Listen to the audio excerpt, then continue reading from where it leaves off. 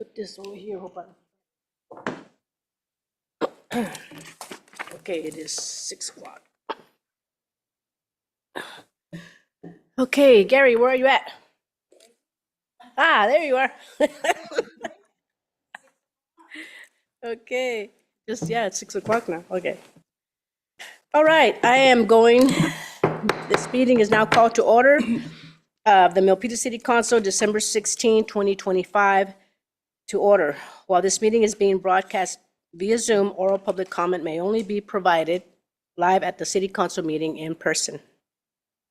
The City Council meeting is available for instant translation in over 60 languages with Wordly, accessible on the computer, your mobile phone, or video displays by scanning the QR code that is located on the title page of the agenda in the upper right-hand corner. So back to today's business. City Clerk Guzetta, please take the roll. Vice Mayor Barbadillo.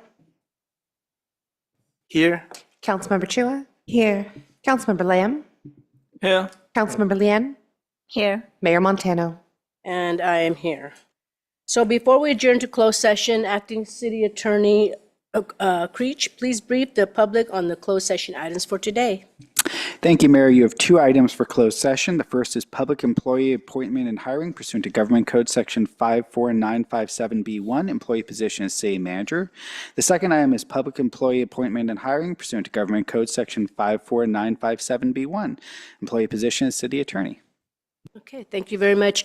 Is there anyone from the public that would like to make any comments on these items? I have no public speaker cards, Mayor. All right. With that, I will adjourn to closed session. Thank you.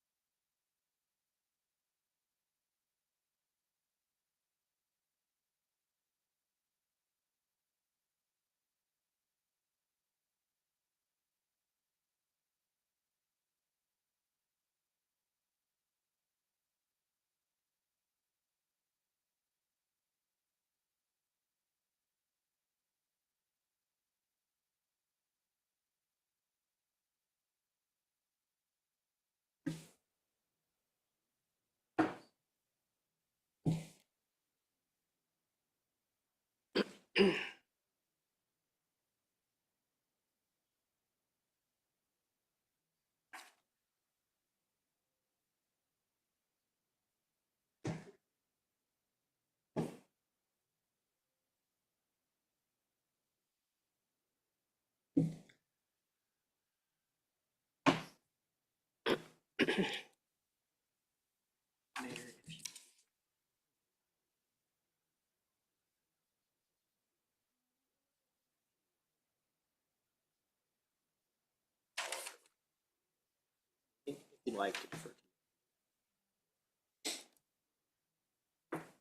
know it.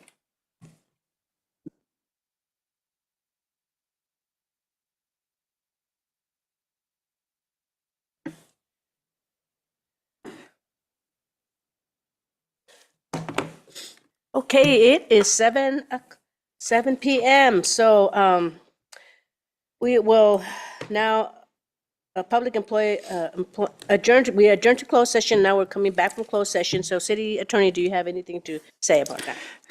Thank you, Mayor. There's nothing to report out at this time. Okay. All right. So now we will come back to order and we will rise for the Pledge of Allegiance. Ready? I pledge allegiance to the flag of the United States of America and to the republic for which it stands, one nation, under God, indivisible, with liberty and justice for all. Okay, and today is my turn for the invocation, and I'll say a little prayer. First of all, I want to thank all the city council members, the staff, and I want to thank God for giving us a great city, great staff, great council members to make wise decisions for the city. I really believe that we are a city on a hill.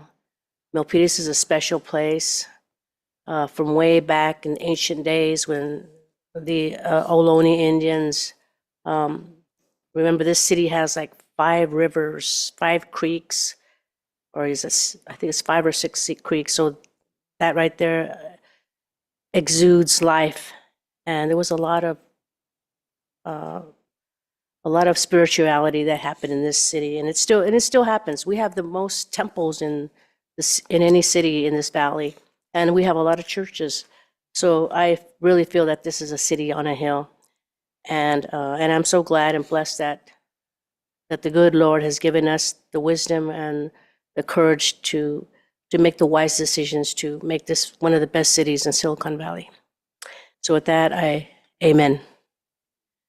Okay, now there are no presentations today, so I will give 3 minutes. Well, actually, I'll give 2 minutes for public announcements, and now we're moving on to the public forum. I have no public speaker cards, Mayor. If anyone would like to speak, they're welcome to come up to the microphone now. Is there anyone from the public that would like to come up and speak on any item that is not on the agenda? Come on up.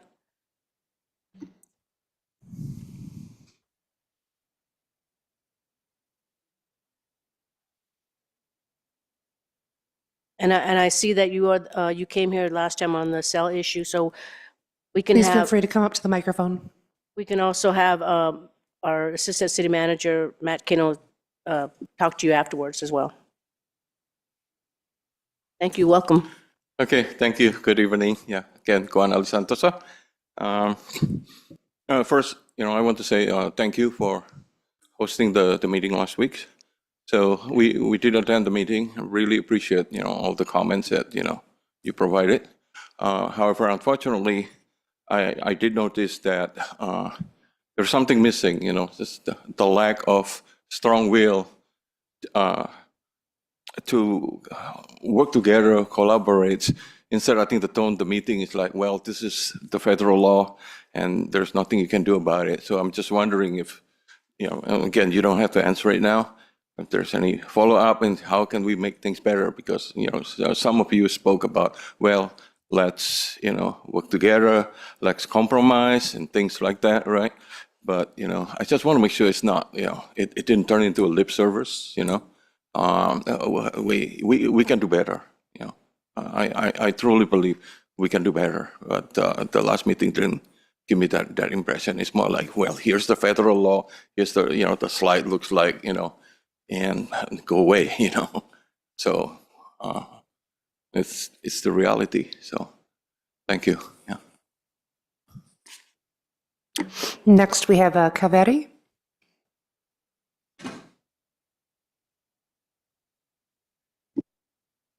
So welcome. Thank you. Good evening, Mayor, Vice Mayor, and then also the council member.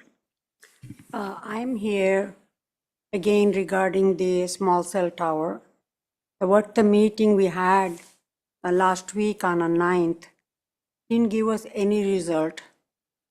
And I feel that city is really not cooperating.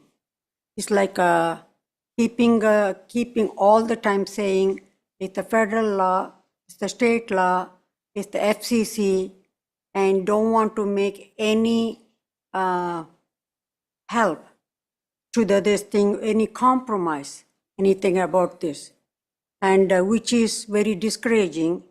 But I don't know. I want to keep on coming to show my support. Not really for me, I tell you, it's not really for me. I started with a background of having the work in the medical field, and I know radiation is bad. Maybe, like I keep saying, even WHO is not concluded on the 5G yet, and you don't know what is going to happen from now till maybe 1 year, next year, 3 years, don't know. So for that reason, I really feel that you need to bring up the special ordinance and move that. Just, I don't think anybody, one of you want right in front of your house, 20 feet away from 30 feet away from the house. So that is my thing. And please understand, all of you council members, cooperate and think what it is to live in the thing. Maybe what's going to, maybe my parents, grandchildren could be what's going to happen. Look into that. That's my thing. Thank you. I have no additional public speaker cards, Mayor. Okay. Did you want to make any comments? Sure. Thank you, Mayor, Assistant City Manager Matt Kano. I know this item isn't agendized, so I just want to make a brief statement that I truly appreciate the over 20 residents that attended our City Council Town Hall last week, and I appreciated the feedback and the dialogue. And we've had a couple internal staff meetings since then talking about all the feedback that we received, and we are working towards implementing revised guidelines and enhancing our guidelines on how we notify and how we work with our neighbors and how we work with our telecom providers. And we'll be providing further information on that as we continue into the new year in January. But I just want to make sure the community knows that you were heard, and we are having internal discussions about what those options are as we move forward. So thank you again for attending, and thank you for your feedback.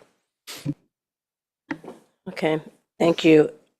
And so now moving on to the announcements. We're closing the public forum and moving on to announcements of conflict of interest. City Attorney? Thank you, Mayor. I asked the mayor and each other member of the Milpitas City Council whether he or she has any financial or personal conflict of interest related to any of the items on tonight's agenda. Vice Mayor Barbadillo? None. Councilmember Chua? None. Councilmember Lamb? None. Councilmember Lian? None. Mayor Montano? I further asked the mayor and each other member of the Milpitas City Council to please disclose any campaign contributions of $100 or more received within the last 12 months from any of the parties entering into contracts with the city on tonight's agenda, or contributions received from development project applicants for development projects on tonight's agenda. Vice Mayor Barbadillo? None. Councilmember Chua? None. Councilmember Lamb? None. Councilmember Lian? None. Mayor Montano? None. Thank you, Mayor. Let the record reflect no reported conflicts. Thank you very much. Okay, thank you. And so now moving on to the City Council Code of Conduct. Is there any of my colleagues that would like to recite this code of conduct? I will have Councilmember Lamb.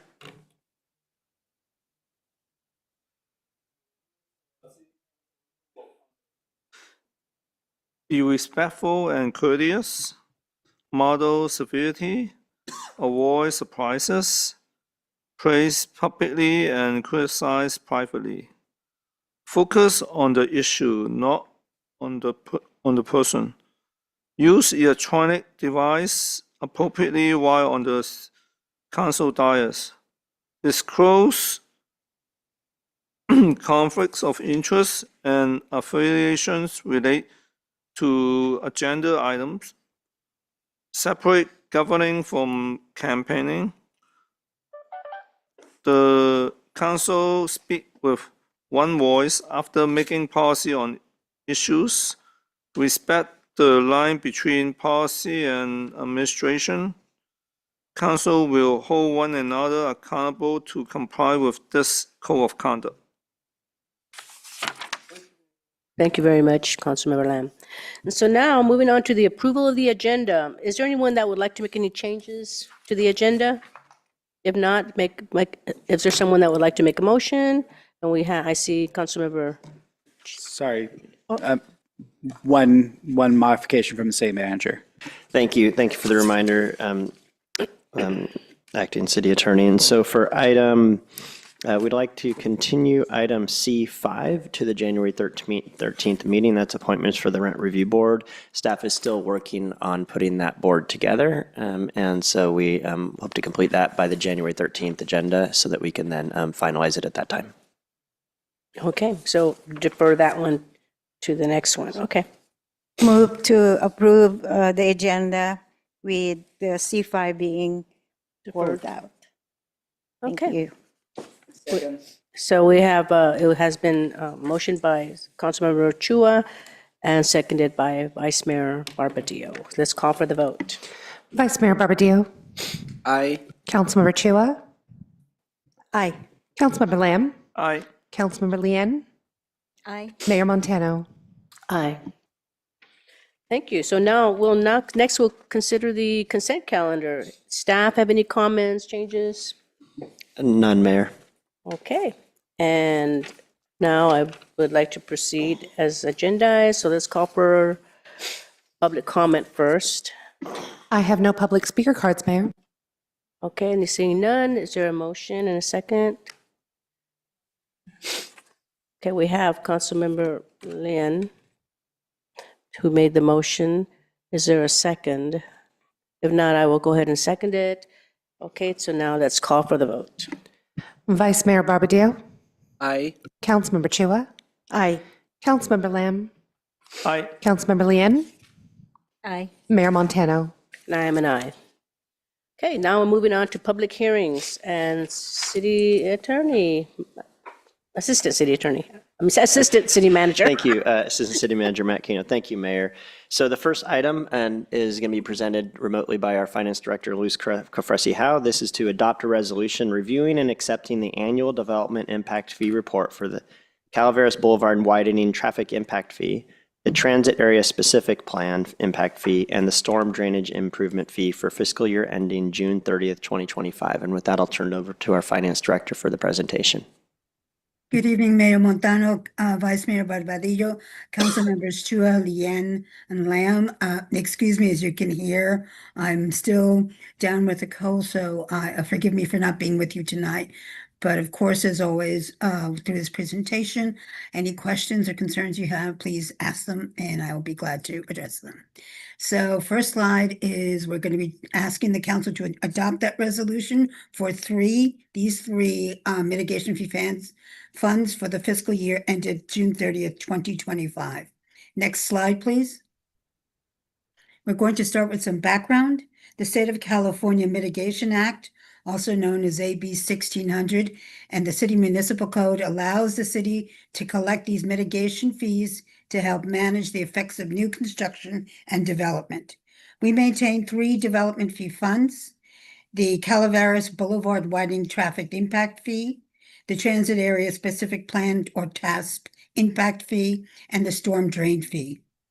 AB 1600 requires us to provide an annual report accounting for the collection and use of these fees.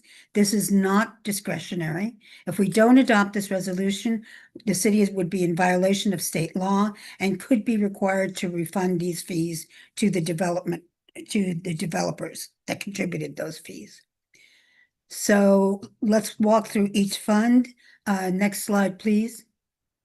The first one will start with the Calaveras Boulevard Widening Traffic Impact Fee.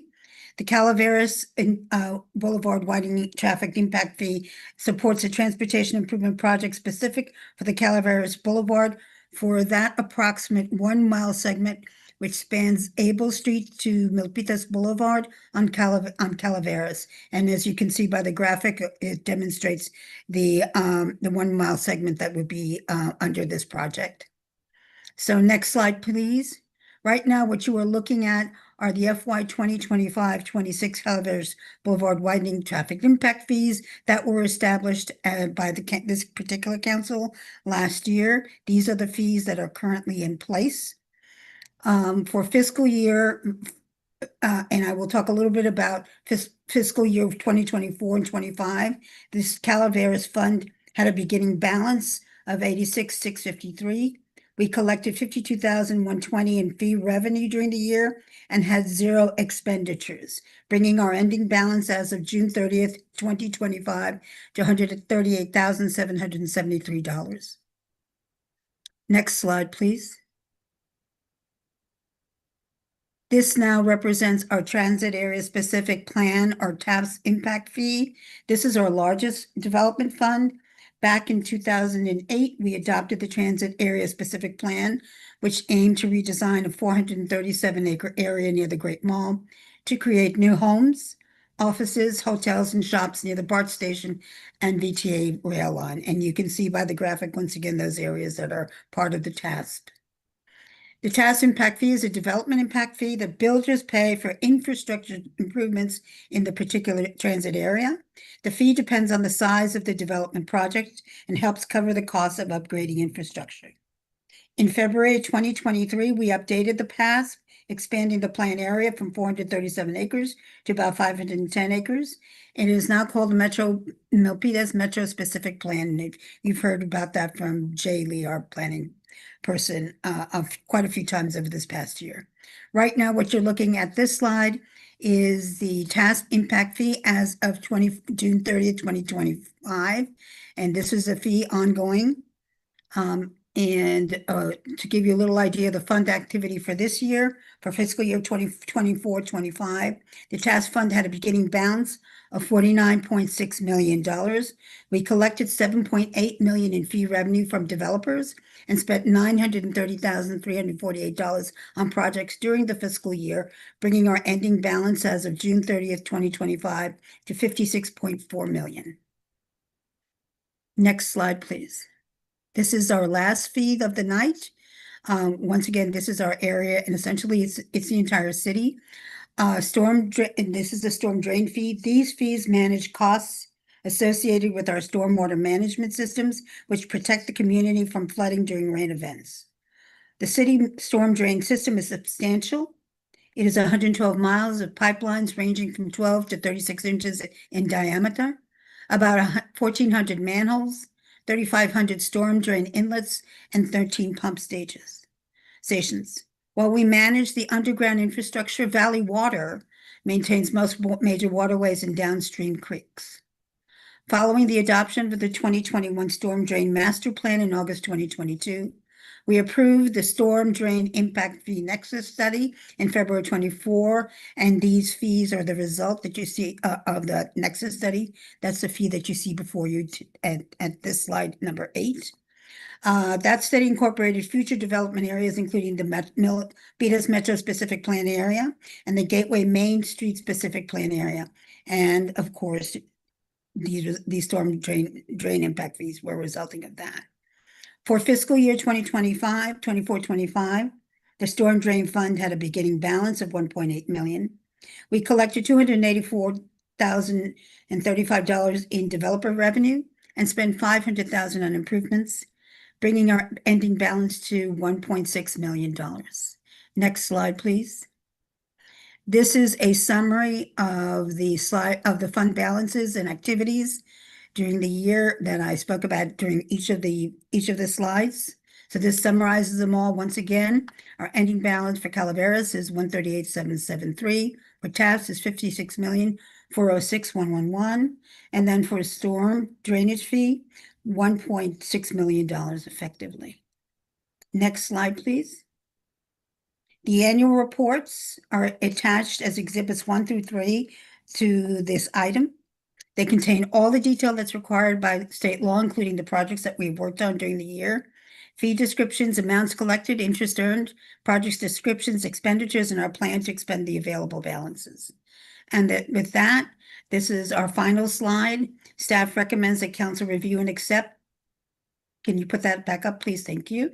Accept the development fee annual report consistent with the mitigation fee act for all 3 funds and adopt the resolution making all findings required by the mitigation fee act. And with that, any questions at your pleasure. Thank you for your presentation. Are there any questions from the council on this item? Anyone? I think Me. Councilman Leanne has one. Yeah, I didn't hear the balance. Would you repeat that again for 2024-25, the available yes. balance? Of course. Can we go back to slide 9, please? Thank you.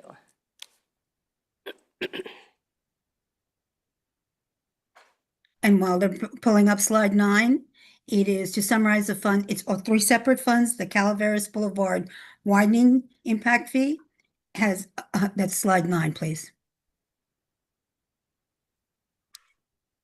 The balance is 138,773. The task impact fee balance is 56.4 million, and the storm drain fee is 1.6 million. Does that answer your question, Yes, Councilmember ma'am. Lynn? Thank you. Yes, thank you. Is that it? I think we have Councilmember Chua. Thank you, Mayor. Follow-up question on Councilmember Lynn's question. Director Luz, how do we compare that with the last 2 years? How does that compare? The data that you have on slide, was it 9? Yeah, if you look at the beginning balances, if you could pull up slide 9, please.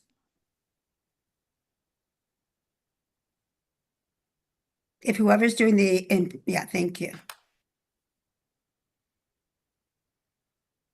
All right. These are the balances. The beginning fund balances were the balances as of June 30th, 2024. So those are those totals, and I can provide you the balances as of June 30th, 2023. In all cases, they are growing. We have had limited activity in the Calaveras Boulevard and as far as expenditures are concerned, so that has simply been growing, but all three funds have been growing over time. We have been doing some spending, and some of the money, the balances are already committed to particular projects, and the city council does that through the actions it takes during the annual CIP process and or any appropriations actions that it takes during the year for capital projects. But these were the balances once. The ending fund balance is as of June 30th, 2025. Beginning balance there is as the balance as of June 30th, 2024. And I will provide the balances for 2023 in a follow-up through the city manager's office. Okay, Director Luz, Yes, ma'am. the storm drainage improvement fee, that's 284,000 is the revenue, and we can only use that for any related storm drain improvements. Yes. Right? Yes. Well, what about the revenue 52,000? Were the 52,000 and the task fee, impact fee, are those two going directly to the general fund? Those are not going to the general funds. Those are what we would consider to be called restricted funds. They have a purpose. They were developed for a particular purpose. And when developers contribute funds to those or pay those fees, we can only do a certain type of activity against those fees. And if you look back at each of for example, the Calaveras Boulevard widening traffic impact fee can only be used for that particular purpose. If you go back to yes, ma'am. Go ahead. No, I understand. Now I understand the Yeah. Calaveras one. What about the 7.7 So if we million. could go back to, hang on a second, let me give you a slide number. Slide number 5, please. So these areas that are identified on the right, the graphic, and I realize that it's, actually what I think I'm going to do is give you a larger slide, give you a bigger map, because that represents the task area.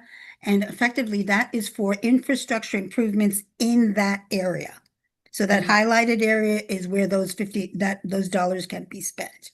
And only in those areas. Those fees were created to address a specific need in those areas, and therefore those funds are restricted. Those are not general fund, those are not available for general fund purposes. So would some of those will already be on the CIP? Yes, some of those are already on the CIP. Okay. And it's marked on our budget It item, is right? marked, if, what I will do is I will give you last year's CIP, and it is very clearly marked which of those projects are funded with each of these pots of money. And Okay. also in the report that you have, the June 30th, 2025 report, also has that information as well and has a listing. So if you look at, I believe it's attachment 2 for the TASP, that will give you that level of detail as well. But what I will do is follow up with you and provide you a better, a more visually, a larger map, so you can see the actual areas and the boundaries.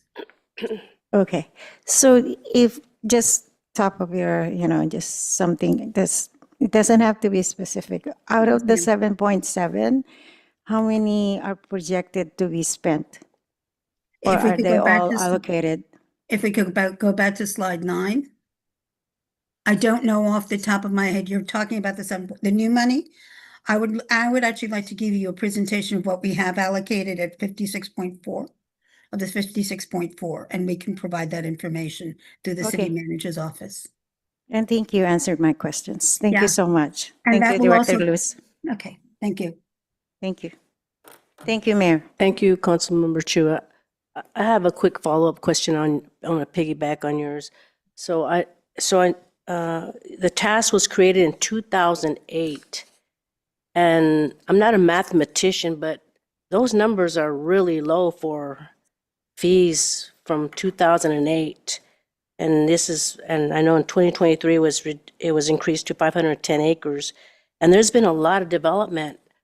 I just feel why are the fees so low? I mean, these fees so low? I can't speak specifically to the pattern. These fees are only collected when developers have development going on. So we have had some development going on, but once again, it's only when we have development that we can collect those fees.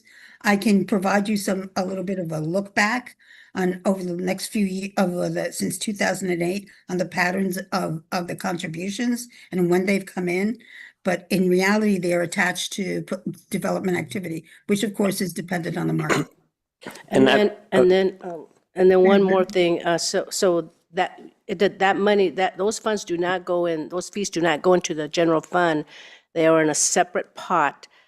Are we collecting interest on those funds that we get? Absolutely. Every fund is allocated its interest based on its balance in our overall portfolio. Okay, Matt, did you want to say something? Thank you, Mayor. Just to double down on a few things that Finance Director mentioned. One is the Calverse and TASP are for construction projects only, so we can't pay for maintenance staffing as an example. And in addition, this is a beginning fund balance, that 49 million, so it doesn't account for funding that may have been completely spent and closed out in prior years. And so as Finance Director mentioned, she'll look back at what historical data we have to provide you that full picture for what we can provide.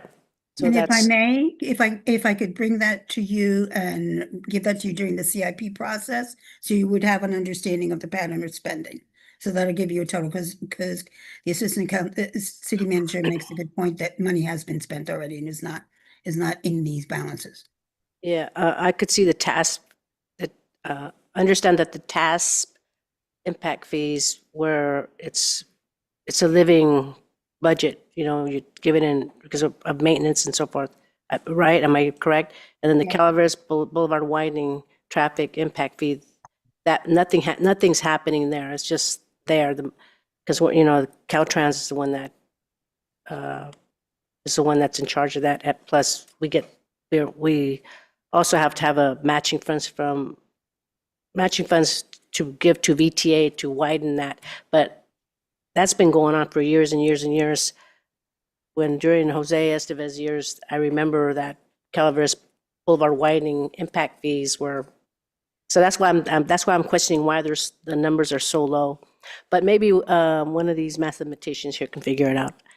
But thank We'll you. give you that additional information. Thank you, Mayor. Thank you. We have Vice Mayor Barbadillo. So I just heard from the mayor that TASP area now is 510 acres. As 510. 510.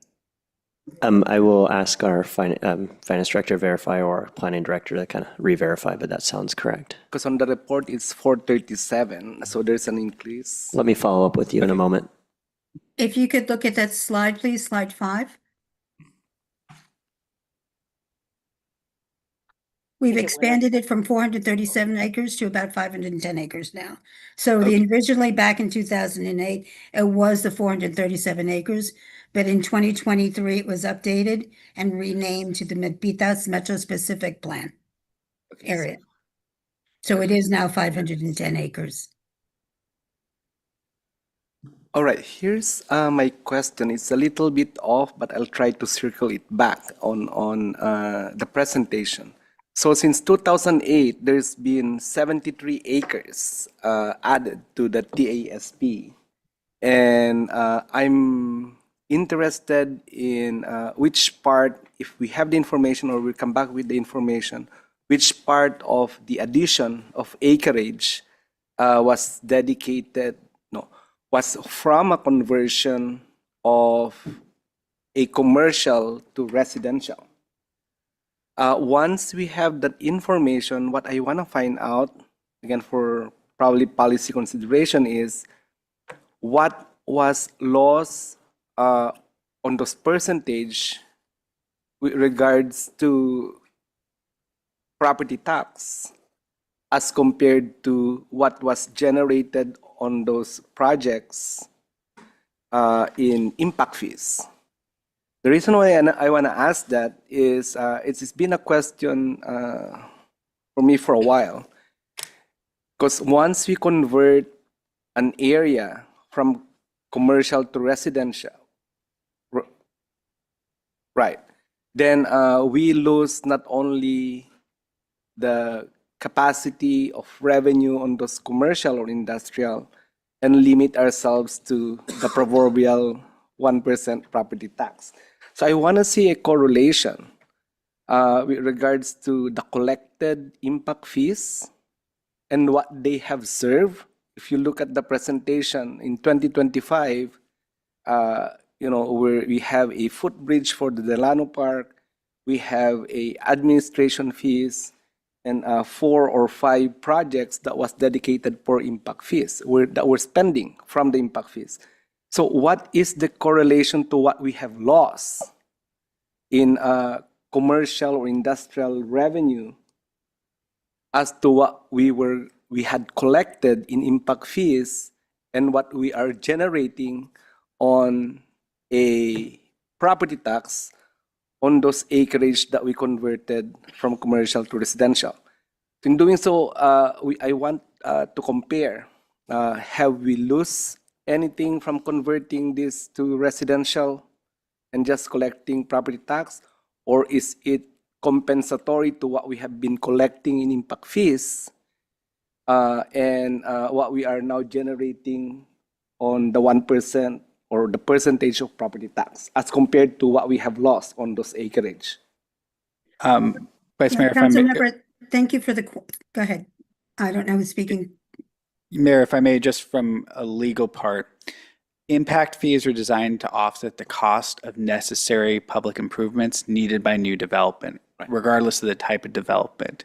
And so in terms of talking about lost cost to the city, depending on what type of development goes in, the impact fee may not be a good measure of that because the impact fee will be collected regardless of the type of development to fund the infrastructure that needs and will not necessarily produce revenues that would help the city for other services or general revenues. So just, I wanted to point that out in case that changes the question that you have. Okay, so it doesn't, because I know and I understand how and why impact fees were collected.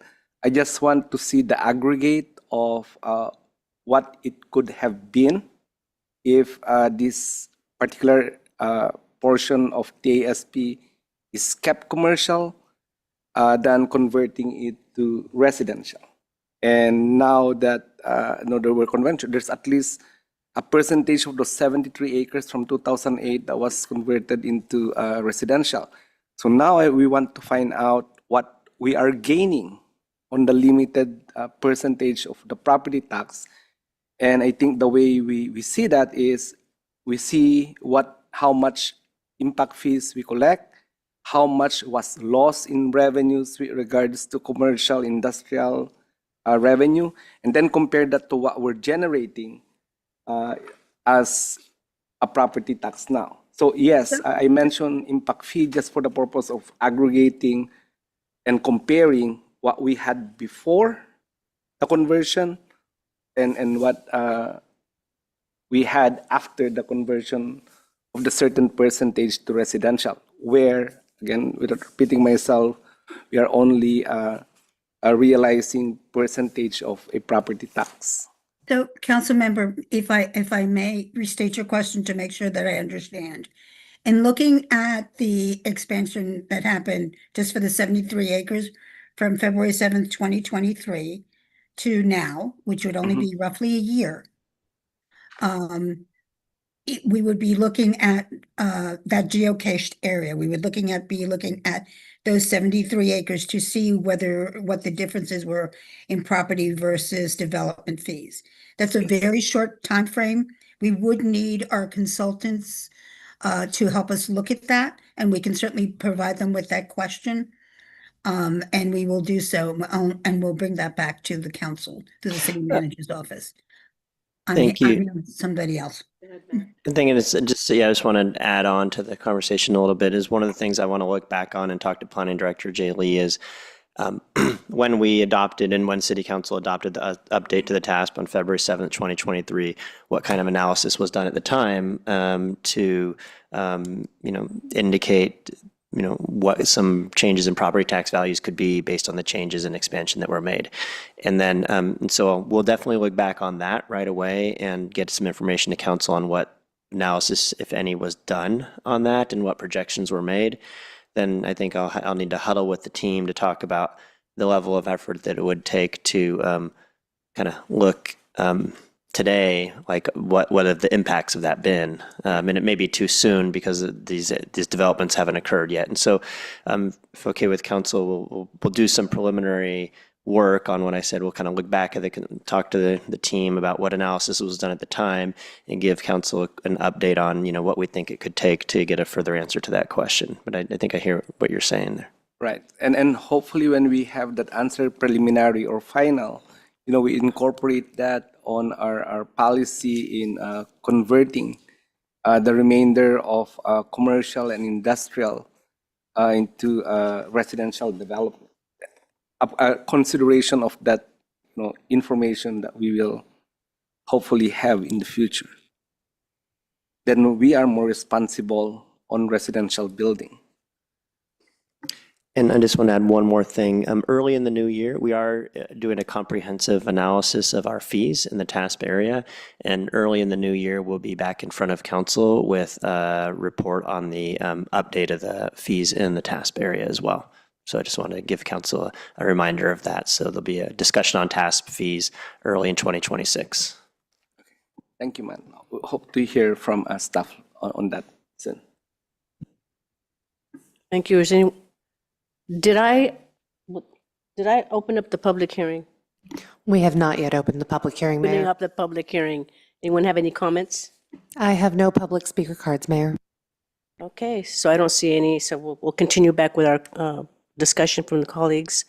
Any more discussions on this? We have Councilmember Lamb.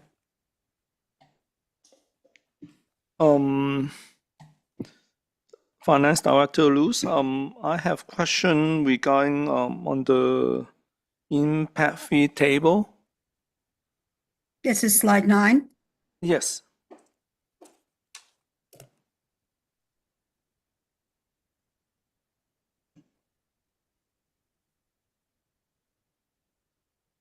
On the first column, first row, Calaveras Boulevard widening traffic impact fee. How many years is that accumulated for $86,653? And let's see if I have that note in my notes.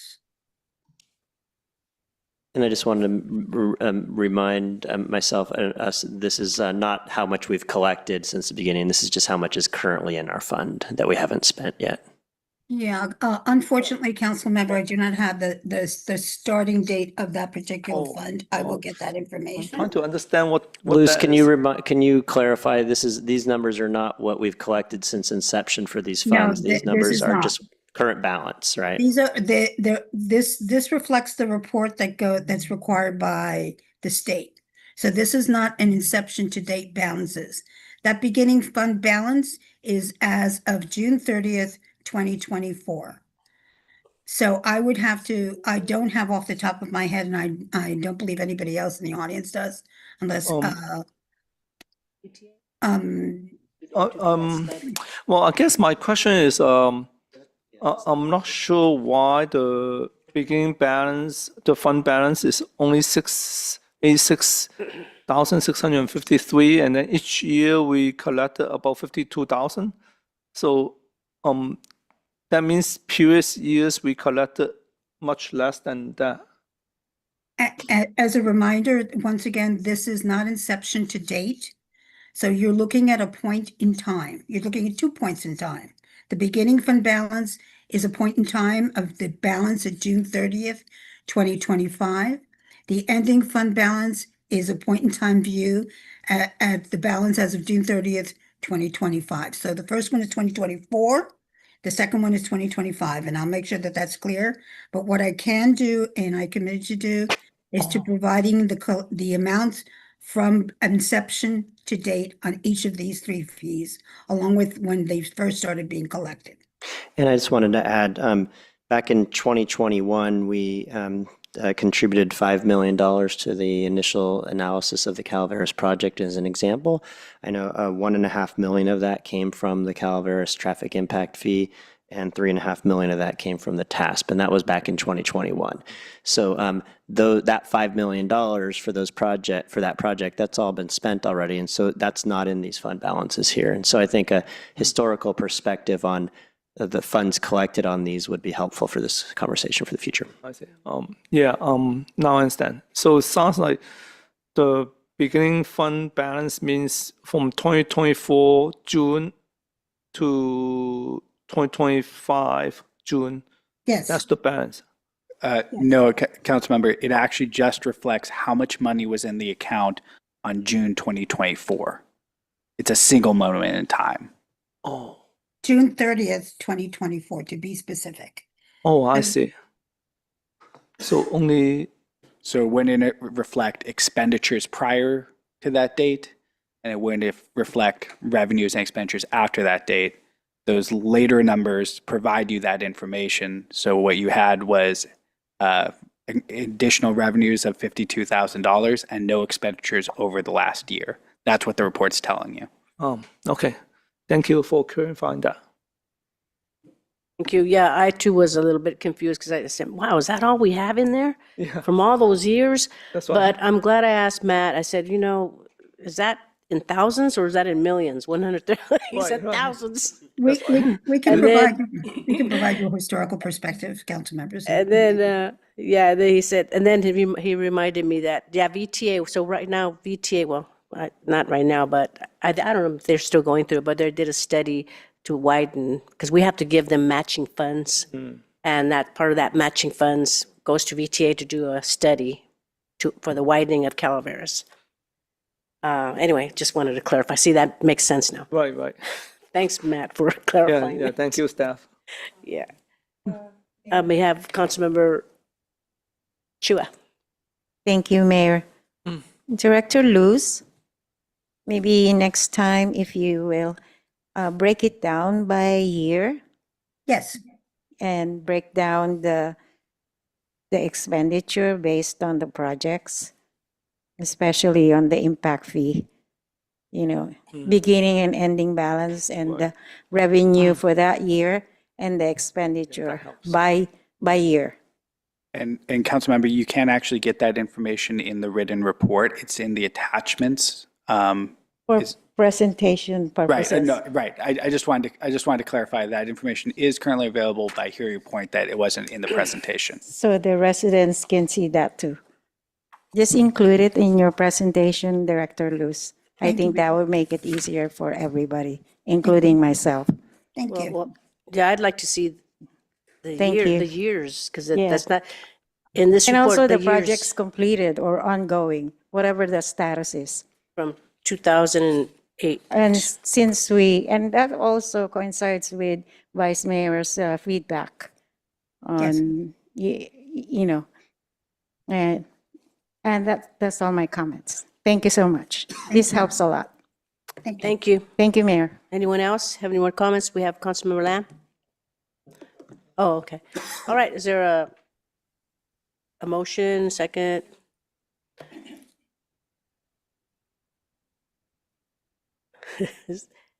Is there a motion or a second? This is an action item. We have Councilmember Lynn.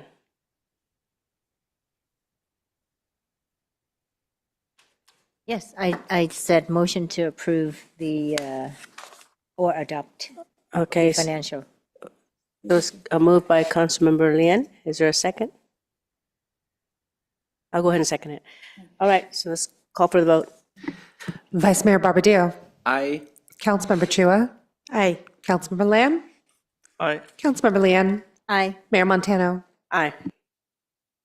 Okay, now moving on to item number 12, Assistant City Manager. Thank you, Mayor and City Council. So this is Finance Director Luz Crefesi Howe will present this next item as well. It's to accept the city's annual comprehensive financial report and other related annual audited reports for fiscal year ending June 30th, 2025. And with that, I'll turn it back to our Finance Director. All right, good evening again. Next slide, please. All right, let's go through on the agenda. This is what I'll cover tonight. The annual audit process overview, the audit products that we would prepare during the process, key results from the audit, financial highlights for both the citywide operations and the general fund, the waterfall funding allocation, reserve levels, and then our recommendation at the end and any closing remarks. Next slide, please. So our annual audit follows two sets of guiding standards. It's the audit standards that what's generally accepted accounting, GAAP. Everybody calls it GAAP, generally accepted accounting, accounting. I'm going to stop there. And government auditing standards. So for fiscal 24-25, as in every year, we have an audit for an external auditor, Mays and Associates, in this particular year, and they start in two phases. The first interim audit happens in April 2025. That is effectively an evaluation of our internal control environment. Then they do final field work from September through November to verify our financial data. Next slide, please. This audit produced several documents. There's a number of them, and they all are attached. The annual comprehensive financial audit itself, the ACFR, that includes our basic financial statements and other components. The memorandum on internal control project, or the MOIC, that outlines our internal control systems and practices and reports any control deficiencies or other matters. The required communications report contains specific discussions and disclosures that auditors are obligated to make with stakeholders, including us and staff and the council throughout the audit process. The agreed upon procedures report on compliance with the state appropriations limit increment confirms that we met the requirements of state constitutional limitations on appropriations. These are the GAN limitations. And then finally, what's upcoming for us and generally starts around January this year is the federal single audit. This is a comprehensive audit that's required for municipalities and organizations that receive federal funds to ensure that that particular municipality or agency is managing the funds appropriately and finding and managing the money, the federal monies appropriately and in accordance with applicable laws and regulations. Excuse me. Next slide, please. Some key results. These are excellent. I have to say that. Clean, clean is a really important, they call it what's called an unqualified report that is standard basic language from an external financial auditor. It is a clean opinion. What it essentially says is the city is free of material weaknesses. We had no significant deficiencies in the MOIC. There were no exceptions noted in our agreed upon procedures or our GAN report. This means that our financial statements are free of material misstatements. We followed GAAP or generally accepted accounting principles, and the statements that we have before you today fairly represent the city's financial position as of June 30th, 2025, a point in time. We have also received the FY 23-24 Government Finance Officers Association Certificate of Achievement for Excellence in Financial Reporting. This is the 36th consecutive year of receiving this award. That's a really terrific record, and we have already submitted our FY 24-25 ACFR for this year's award. Next slide, please. Some financial highlights on a citywide basis that includes governmental and business type activities. Looking at citywide events covering both those areas, our total net position increased by 31.3 million. This is primarily due to cash and investments of 23.4 million. We did very well this year on our investments. Citywide revenues increased by 20 million, primarily from operating capital grants, contributions, general revenues. These increases are in line with our budget assumptions. There's no real difference there. Our citywide expenses increased by 20 million, primarily due to increases in governmental expenditures related to public safety and public works personnel costs and adjustments. We also saw an increase in water services and supply costs in our water utility business type activities. So we've seen some increase there in expenditures. Our next slide, please. Here are financial highlights from our general fund. Slide is solely focused on our general fund. Our revenues increased by 0.4 million, primarily due to one-time revenues, and we had a couple of bumps in property and sales tax overall. Our general fund expenditures increased by 12.8 million, once again, primarily due to increased personnel costs and contractual services. And the general fund balance increased by 4.2 million due to net operations change, primarily from revenue increases and expenditure savings. So basically, we got a little bit more money, and we spent a little bit less overall in the general fund. Next slide. This is what we call our waterfall fund allocation. This represents the established an implementation of the established reserve policy. That methodology comes from Resolution 9333, which the City Council approved when it approved the 25-26 budget back in June earlier this year. And so we allocated an FY 24-25 net surplus as followed. We put an additional 2.8 in both the contingency reserve and the budget stabilization reserve to essentially replenish those two funds. And then the remaining funds that were available to us of that 6.2 million went to our PERS, our pension rate stabilization fund, and that is now 7.3. Our next slide is a picture of our general fund reserves. And as you can see down in the unassigned, you see where the contingency reserve and the budget stabilization reserve are now at those numbers that were on the prior slide. And then under PERS, which is under the committed to, it's down at the second section. We increased that to 7.3 million.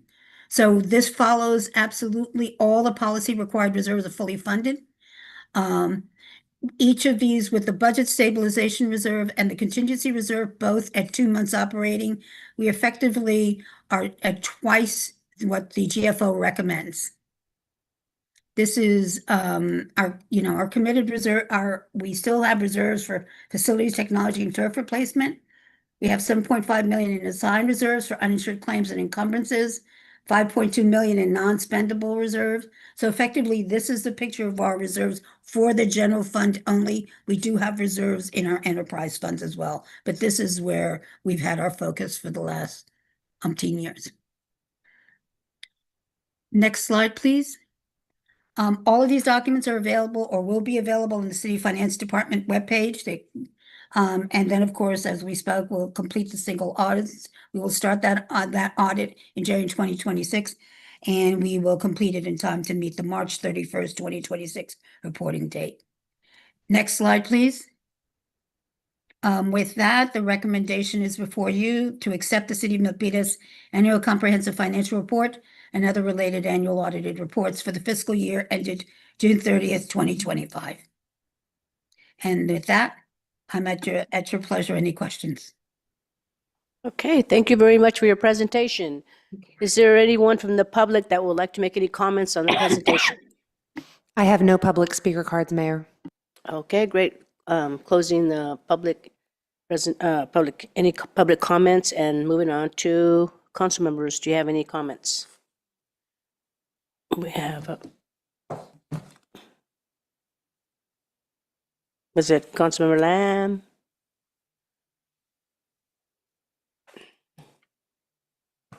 Yes, I have question on slide number 9.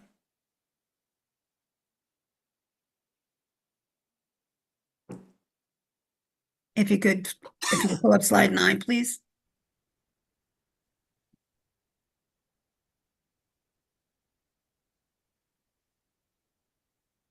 I just want to clarify one item. On the second section, there's a official turf replacement. So we spend about 1.9 million each year to replace official turf. Councilmember Lamb, this is not an expenditure report, what you see before you. What you see before you are reserves. These are monies that are held for these particular purposes, and they're held for these particular purposes because we are following the direction of prior city council appropriations actions or direction. So these are reserves. This is not expenditures. Oh, Correct. And just to add a little bit more to that, so we have artificial turf at the sports center. And if Director Lorenzen is on the line, she can weigh in. But artificial turf lasts about, depending on the manufacturer, between 9 and 12 years, probably closer to 9 years. And it is very expensive to construct an artificial turf field and very expensive to replace. So at some point in the past, the city council made a decision to start putting a reserve away. And so this $1.9 million is 1.9, correct, is available for us to allocate during a future capital budget process when we are ready to recommend replacing the turf at the sports center. I don't know at this time if that's enough to do the full replacement or not. We can talk about that more during the capital budget process. okay, thank you.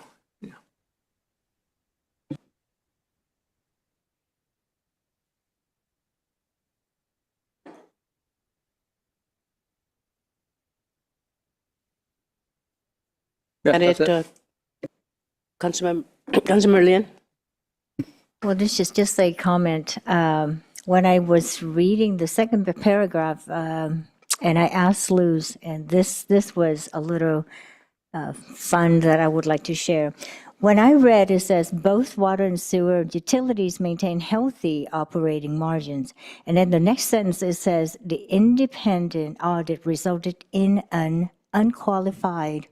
And I go, why did they say unqualified? So, Luz, would you like to explain that? Well, unqualified is is their love language. This is a language, you'll see it in every single report that does well for a municipality or an organization that a governmental entity. Unqualified means they have nothing, there's no adjective. They're not qualifying the report whatsoever. They didn't find anything. It's clean. So it's free of all any misrepresentations. The financial statements represent the condition of the city at a point of time in June 30th in 2025, and all the transactions during that year were reviewed and sampled, and they found nothing of significance to discuss. So it's a clean, unqualified opinion. It sounds very odd, I know, but that's their language. Thank you. Well, that was good to know.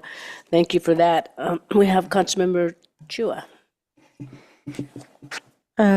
Director Luz, Yes, ma'am. the one thing that caught my eye was when I was reviewing this is the total fund balance, which is the last row on this Excel spreadsheet from 2022 to 2023. There's a jump of from 73 million to 85. And I looked, and that's because of the community investment program, Yes, which is the ARPA money, right. right? Yes. And correct me if I'm wrong, that money went into the unassigned. That's why we still have 89. Is that correct assumption? I know there's some $1.3 million somewhere increase, like the unused claims payable. Right. And several others that I look at. Is that correct assumption? Was the 7.1 put into the unassigned? That's why we have 89? Yeah, you took an action in April of 2024 to move that from the ARPA funds to the general funds. And so that was a significant increase. Essentially, it was moving it from from one fund reserve to another fund reserve, and now it appears in the general fund reserves. And so you can see from FY 23 to 24 of that 7.2 million that was transferred in that April, I think it was April 2024 action. You've now spent roughly 6 million, is my math right? No, 5 million or so, I guess. So in essence, on the 25, 26, because we have spent quite a few $1 million from that community investment program, this will decrease the unassigned, correct? That will decrease, yes. Okay, just want to make that clear. Thank you so much. Thank you, you. Mayor. Thank you. Has anyone else? We have Vice Mayor Babadillo. Thank you, Mayor. Just one question, if I may, Luz.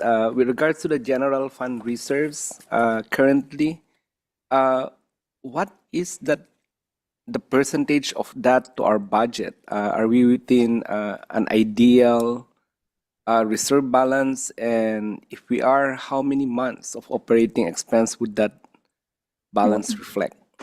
Many of these numbers, when you're asking that question, we tend to look at, because a lot of these numbers, a really good example is the 1.9 we just talked about, which is pretty much designated for turf replacement. The two numbers that I would look at would be your contingency reserve and your budget stabilization reserve. That 23.4 and that other 23.4, which adds up to 46.8. That represents 4 months of operating. GFOA recommends 2 months, so we are in fairly decent shape. Think about it this way: we have roughly a $258 million operating budget for this year, and that 46 million represents 46 over 258. What is that, roughly? That's 17%. Yeah. So that's actually fairly healthy especially during this past year. If you look at the budget deficits that are ongoing with our colleagues, not that I take any joy in their challenges, because we all have challenges during this time. We're doing quite well. And we're doing quite well to have that level of protection for our operating funds, because 4 months is a good enough amount of time a lead time should anything significant happen. It's quite good.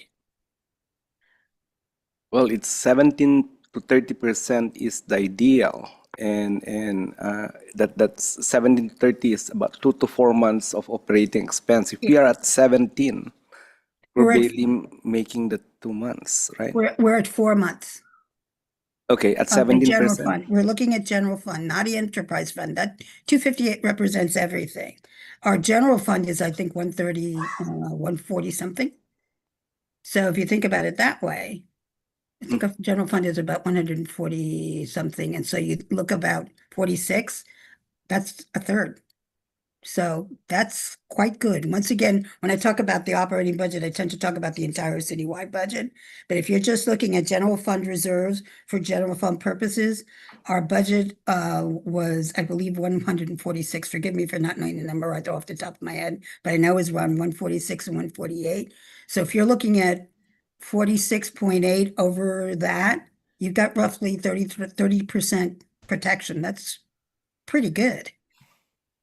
Okay, I thought it's going to be the Yeah. general fund reserves, not just the general fund Yeah. expenditure reserves. What So it's mhm.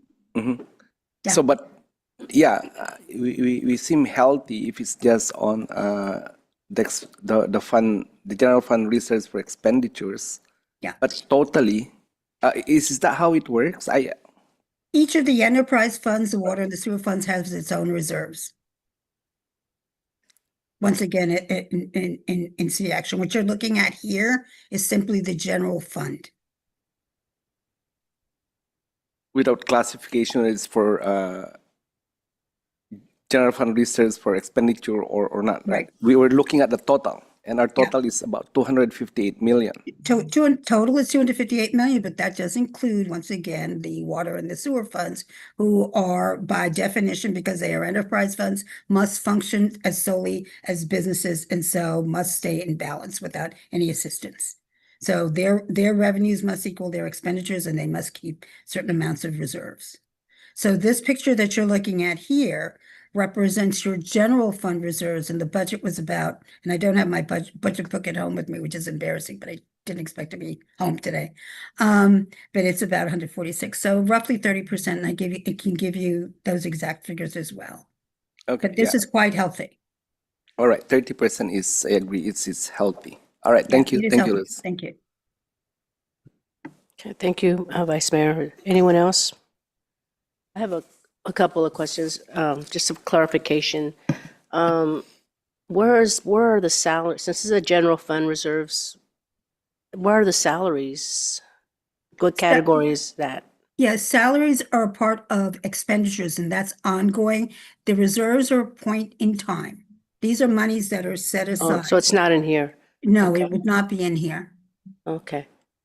And then, so that's money that's been carried over. For example, you mentioned earlier about the, I think Councilmember Lamb mentioned about the artificial turf replacement. So it says 1,900,000, 1,900,000, 1 million every year, but it doesn't mean that it just means we just carry it over. We've carried over until we spent, and Director Lawrenson is on, and she can tell you when a planned spending of that is there, with the understanding that it would be an estimate. But as Assistant City Manager was saying, that 1.9 million is reserved for the sports center turf replacement. Renee, if you want to provide any more color on that regarding the turf replacement at the sports center. Sure. Good evening, Mayor and City Council members. The artificial turf fields were opened in 2016, so they're about 10 years old. 2014. They're about 11 years old. Depending on the rate of wear and tear on the fields are good anywhere from between 10 and 15 years, and then you start to see needs for either patch repair or complete replacement. Our engineering team, I believe through this fund and the CIP process, would be able to provide full replacement estimates to the City Council at a future meeting.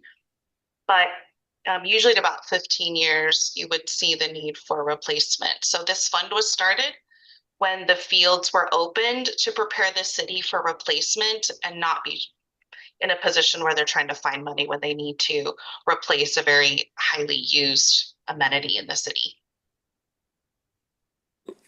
Excuse me. Yeah, thank you for that. There has been some public awareness on, and I'm sure you've heard of it, about the artificial turf, that it's bad for our environment. Would it cost less if we have natural turf versus the artificial? Have you guys done a study on that? Yeah, I just wanted to add, Mayor, I've done a lot of work on this in my career as well. Soccer players or football players or sports players would always prefer to play on pristine natural grass. The challenge that we have in Milpitas is we're so compact as a city.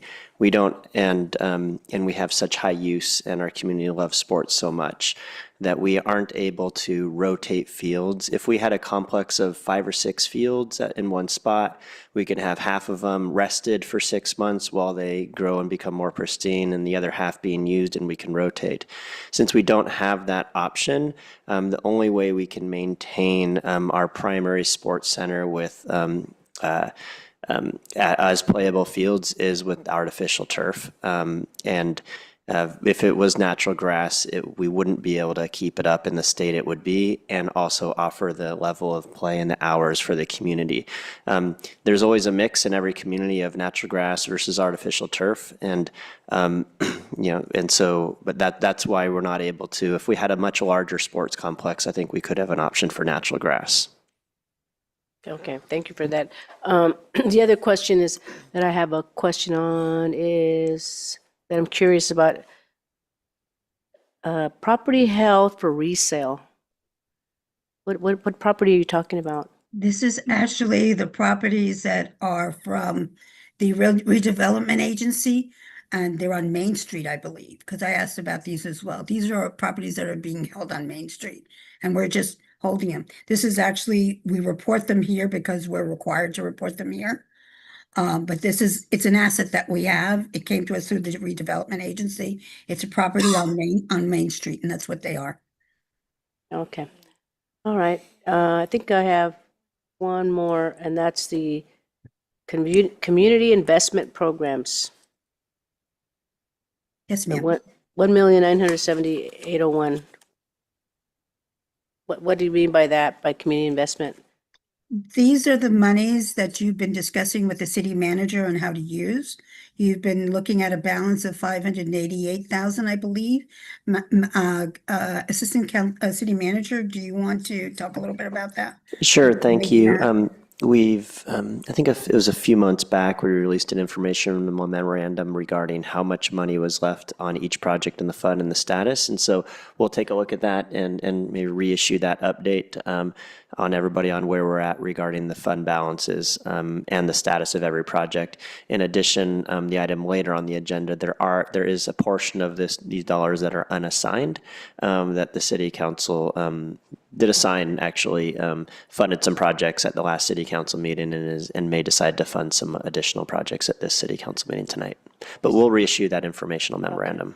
Is that, does that include the park that that we're in the process of purchasing next to the library, but it's going through the toxic study or something like that? Thank you, Marius. We are in negotiations regarding the possible purchase of a property near the library, and we're going through the environmental analysis of the property at this time.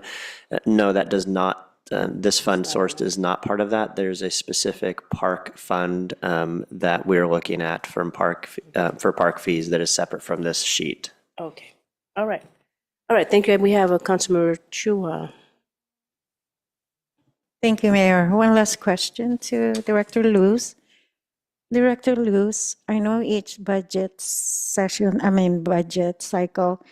we allocate a percentage to some of these items.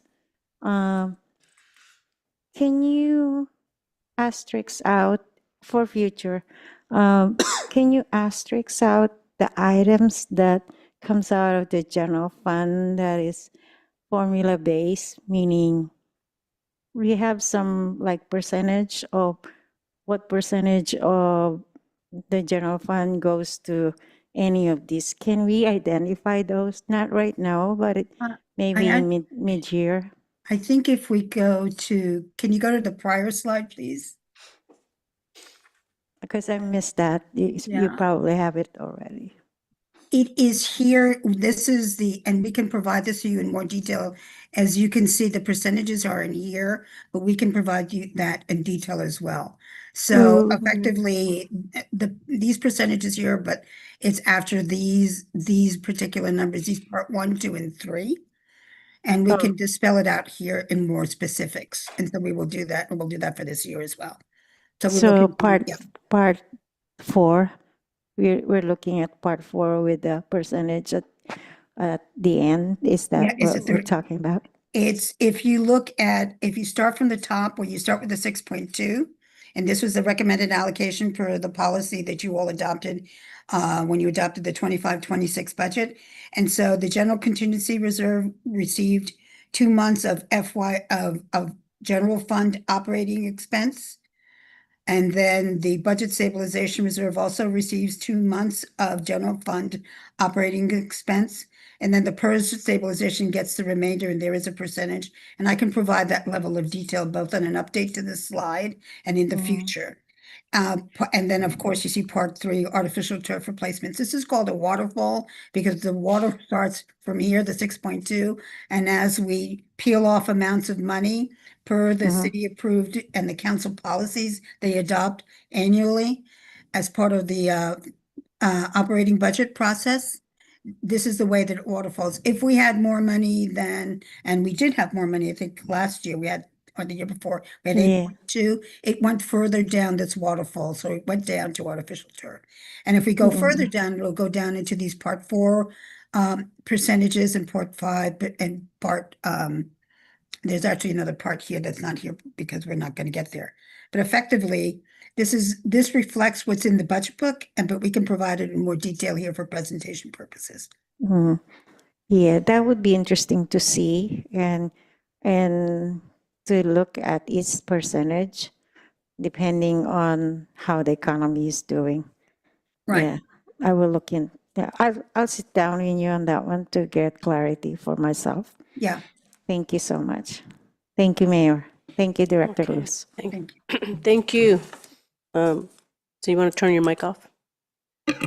Thank you. Okay, so thank you very much. And so now we'll, I don't see any more council discussions, so we'll call for the vote. Or actually, I'll call for a motion in a second. Mayor, we have not had public comment yet. Public comment on this item? We have no public speakers. Okay, thank you. Okay, is there a motion in a second? We have Councilmember Lin. Yeah, not to adopt, accept the annual comprehensive financial report.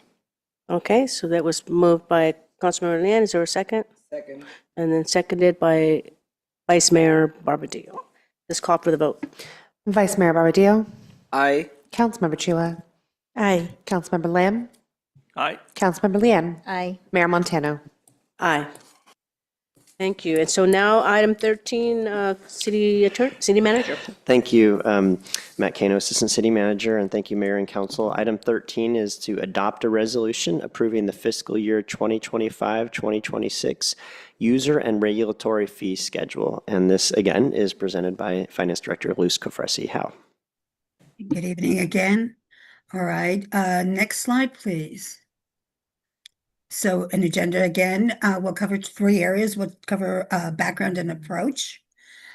We will you look at the provider regulatory fee and schedule overview. We will compare that to the last time we adopted these fees and to this time. We have some specific fee examples, and then we also have a recommendation. So next slide, please. We're going to start with the very basics. What is a user fee? User fee is an amount charged for a government activity performed at the request of and specifically for, and I want to emphasize specifically for, a particular individual, business, or group. This is as opposed to a service that's performed to the community as a whole. What this does exclude is development impact fees, which we were discussed earlier this evening.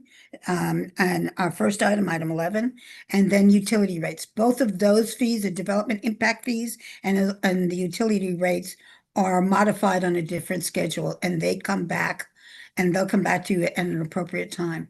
I want to emphasize that this user fees and collecting these user fees are a key part of our fiscal strategy. Our user fees ensure that the fees we charge for services are recovered by the user of those services, so that our residents who are not using those services don't have to subsidize the cost of individuals having a particular need for a service. This is pretty straightforward. One resident should not have to generally pay for a service. One resident should not have to pay for a service that another resident receives, unless the council has deliberated upon it and determined that they will subsidize these particular fees. Next slide, please. I'll go through the fee update process. We do this fees on an annual basis. It's part of a public hearing, so this is a public hearing process. We perform comprehensive updates every 5 years. So roughly, and that's give or take a year or so. For example, we are now undergoing a 5-year review to make sure that we are correct in establishing the basis for recovering these costs, because these are cost recovery. Specifically, these are the costs that the city expends to deliver these specific services to these specific businesses. That study is ongoing now. We will be bringing it back to the council for deliberation during the February process and the budget deliberation process during the spring. In between those 5 years, those big 5 years sort of post milestones, we prepare what's called an interim year update. This is what's called an interim year update. Usually we bring these to you in April. We brought this to you a little late this year because we were hoping that we could finish the 5-year comprehensive study in time. We were not able to do so. So in order to make sure that we collected at least some of the costs that we are already expending, because we are delivering these services at this time when they're requested during this fiscal year, we want to at least be able to get back some of those expenses for the remainder of the fiscal FY 25 and 26 period. So what did this look like in June 18, 2024? Last year, we originally proposed, we kept it in line with the Recreation and Community Services Policy. It was a 3.5 increase. All the other increases were capped at 3.67, which was the CPI rate. We had come in with higher rates, actually, back at that time. For FY 2024, and the council deliberated and determined that they would only give increases, not for the costs of services, but for capping it at CPI. And that was the action that was taken June 18th, 2024. Okay. So this year, what we were recommending that we maintain our cost recovery as we're allowed to do so at the state level, and we are maintaining it. We're adjusting the user fees consistent, which personnel cost increases. Recreation, community changes, and services policy, those fees remain the same. They have not been changed. Public safety related fees are capped at 15.17%. Those match our year over year from FY 23-24 FY 24-25 to FY 25-26 public safety compensation increases. All other fees and charges are capped at 2.86. For a point of information, our CPI for the same period of time that we're talking about these increases for, that we're putting before you as a recommendation, is 2.76%. Next slide, please. So this slide compares on a one-to-one basis, the same thing that we just talked a little bit about over here, what we did in June 2024 versus what we did we're recommending in 2025. And this effectively repeats what we just did on this prior screen, but puts it in a very, very straightforward 2 tables next to each other. Next slide, please. What's really important, I really want to talk a little bit about can we go back to that slide before we go on? I really want to talk a little bit about this, why we're asking for this change. The costs of these services, those expenditures, those compensation costs for staff, they're already in our financial forecast. They're already in our FY 25, 26 and future budgets. They're already here. They're based on the cost of these services are based on cost recovery of our employment costs. The revenue is not, because we're still working on old fees, those adopted in June 2024. If we approve those changes tonight, we can project that some level of those employee costs, at least the last 6 months or 5.5 months, will be covered by this new revenue. If we don't approve these changes, we're going to need to look for general fund monies to fully fund these services in the upcoming budget process. That means that residents who don't use these particular services will be subsidizing those who do. It'll also lead us to have to look for additional reductions somewhere else and therefore the attached levels of service to those budget reductions to subsidize these specific costs. So next slide, please. Here are some concrete examples of what the fee changes. There, of course, is an attachment that gives you one by one all the fees that we have, the old fee versus the new fee, and which ones are affected. Okay, building permits, they're subject to the 2.86% non-public safety fee adjustment.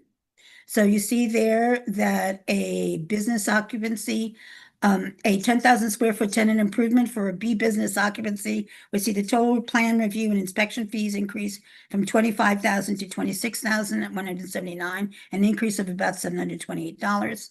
Fire safety, they are subject, because it's public safety staffing, subject to the 15.17 public safety fee adjustment.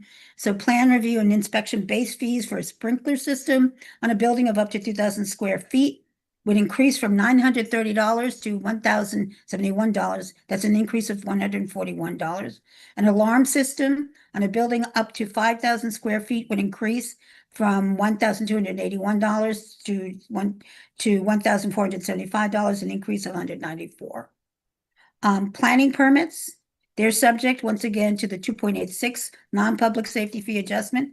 An over-the-counter minor site development permit fee would increase from $267 to $275, for about $8, and a permanent sign permit would increase from $616 to $634, an increase of $18. And then finally, police alarm permits and false alarm responses are subject to the 15.7% public safety fee adjustment. New alarm permit annually would increase from 45 to 52, an increase of $7, and a renewal of an existing alarm permit would increase from 23 to 26 million. Let me emphasize what's in front, what types of fees these are. That for the fees in front of you this evening, the vast majority, the significant majority, are one-time fees for private uses by those who utilize the services of planning, building, fire, and police staff. The only fees that are, or the few fees that are recurring on an annual basis are related to annual fire and police alarm inspections for businesses. And so, next slide, please. Bottom line, approving these changes this evening will ensure that the private services that are being offered to this cohort, this segment of our population, are covered by the residents who use these services and the fees that they are paying, the residents and the businesses who use these services. Our general population will not need to subsidize these first services. And then if we do not approve these changes, our general population will need to subsidize these private services somehow. We'll need to find the money in the general fund, and potentially with those reductions in other areas, reduce the levels of service in other areas. The anticipated revenue increase, if we had started with this and had this in place July 1st, and once again, this is anticipated, this is not forecast, it's not in the budget, would have been roughly around $790,000 for the fiscal year. So roughly about half of that is what we would expect. Once again, presuming, and this is just a great assumption, assuming the same level of activity. And with that, staff recommends the adoption a resolution approving the fiscal year 2025-26 user and regulatory fee schedule. And I'm happy to answer any questions, and Assistant City Manager might have some additional comments. Thank you very much for that presentation. So, Finance Director Corfresi. So now I will open up the public hearing on this presentation. Is there anyone from the public that would like to make any comments on this? I have no public speaker cards, Mayor. And Mr. Montemayor, you don't want to say anything? I know it's, he always comes. Thank you. Thank you for being here. Thank you for showing up. Mayor, Vice Mayor, members. I was City worried Council, about him. Please pull the Mic microphone. down. Assistant City Manager and staff. Yeah, no excuses. Should I mention, I cannot be in two places at the same time. So for me, I trust the presenter, and usually she's very good. They're very good. So let's adopt the resolution. Thank you. That was short and sweet. Thank you. I have Okay. no additional public speaker cards, Mayor. Is there anyone, there's none? Okay. All right, so I will close the public hearing. So now moving on to council discussion. Is there anyone that would like to make any comments on her presentation? So I have one. So Director Cofresi, if the recommendation is for the council to approve these regulatory fees, this regulatory fee schedule, and if we don't approve it, what you're saying is that the public will have to compensate for or We will have to, subsidize it. Yeah, we will, thank you, Mayor, forgive me for interrupting you. We will have to find the money elsewhere because we are already paying these increases in compensation are actions, are the result of city approved increases. So we're already paying them. So this will create a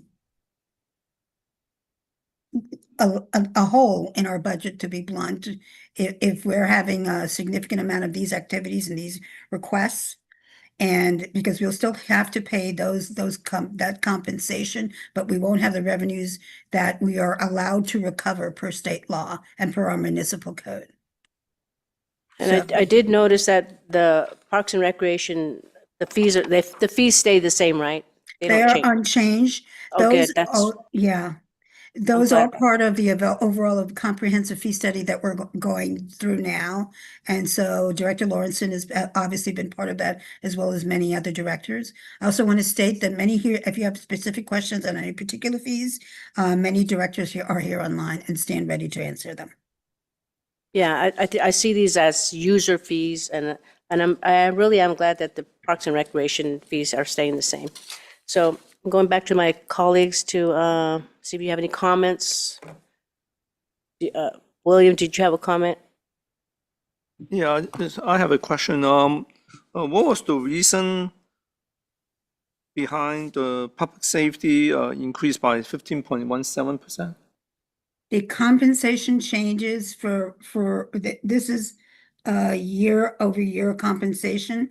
So it takes what is the average salary increase from one to another, and these are the increases that were approved by City Council.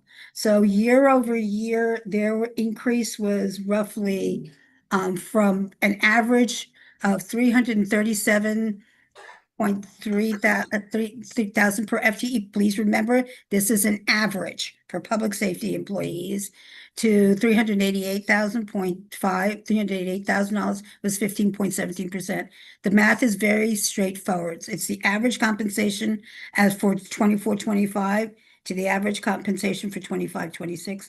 Please remember that we completed negotiations over the end of during 2024, and that fed into these numbers. So we had increases both in fire and public, and the police sworn and non-sworn. So we And I had, just want- yeah, go ahead. Yeah, thank you. And I just wanted to add to that, that the first, due to whatever word's the right word, to catch up, essentially, the first year of those increases was larger than the remaining years. And so that's why the first year, I don't expect this number to be as large in future years, because this is the first year of that agreement, and this is reflected in the first year agreement that was larger than the following years of that agreement. Okay, thank you. Thank you. Anyone else? Okay, I don't see any more council discussion. Is there a motion and a second?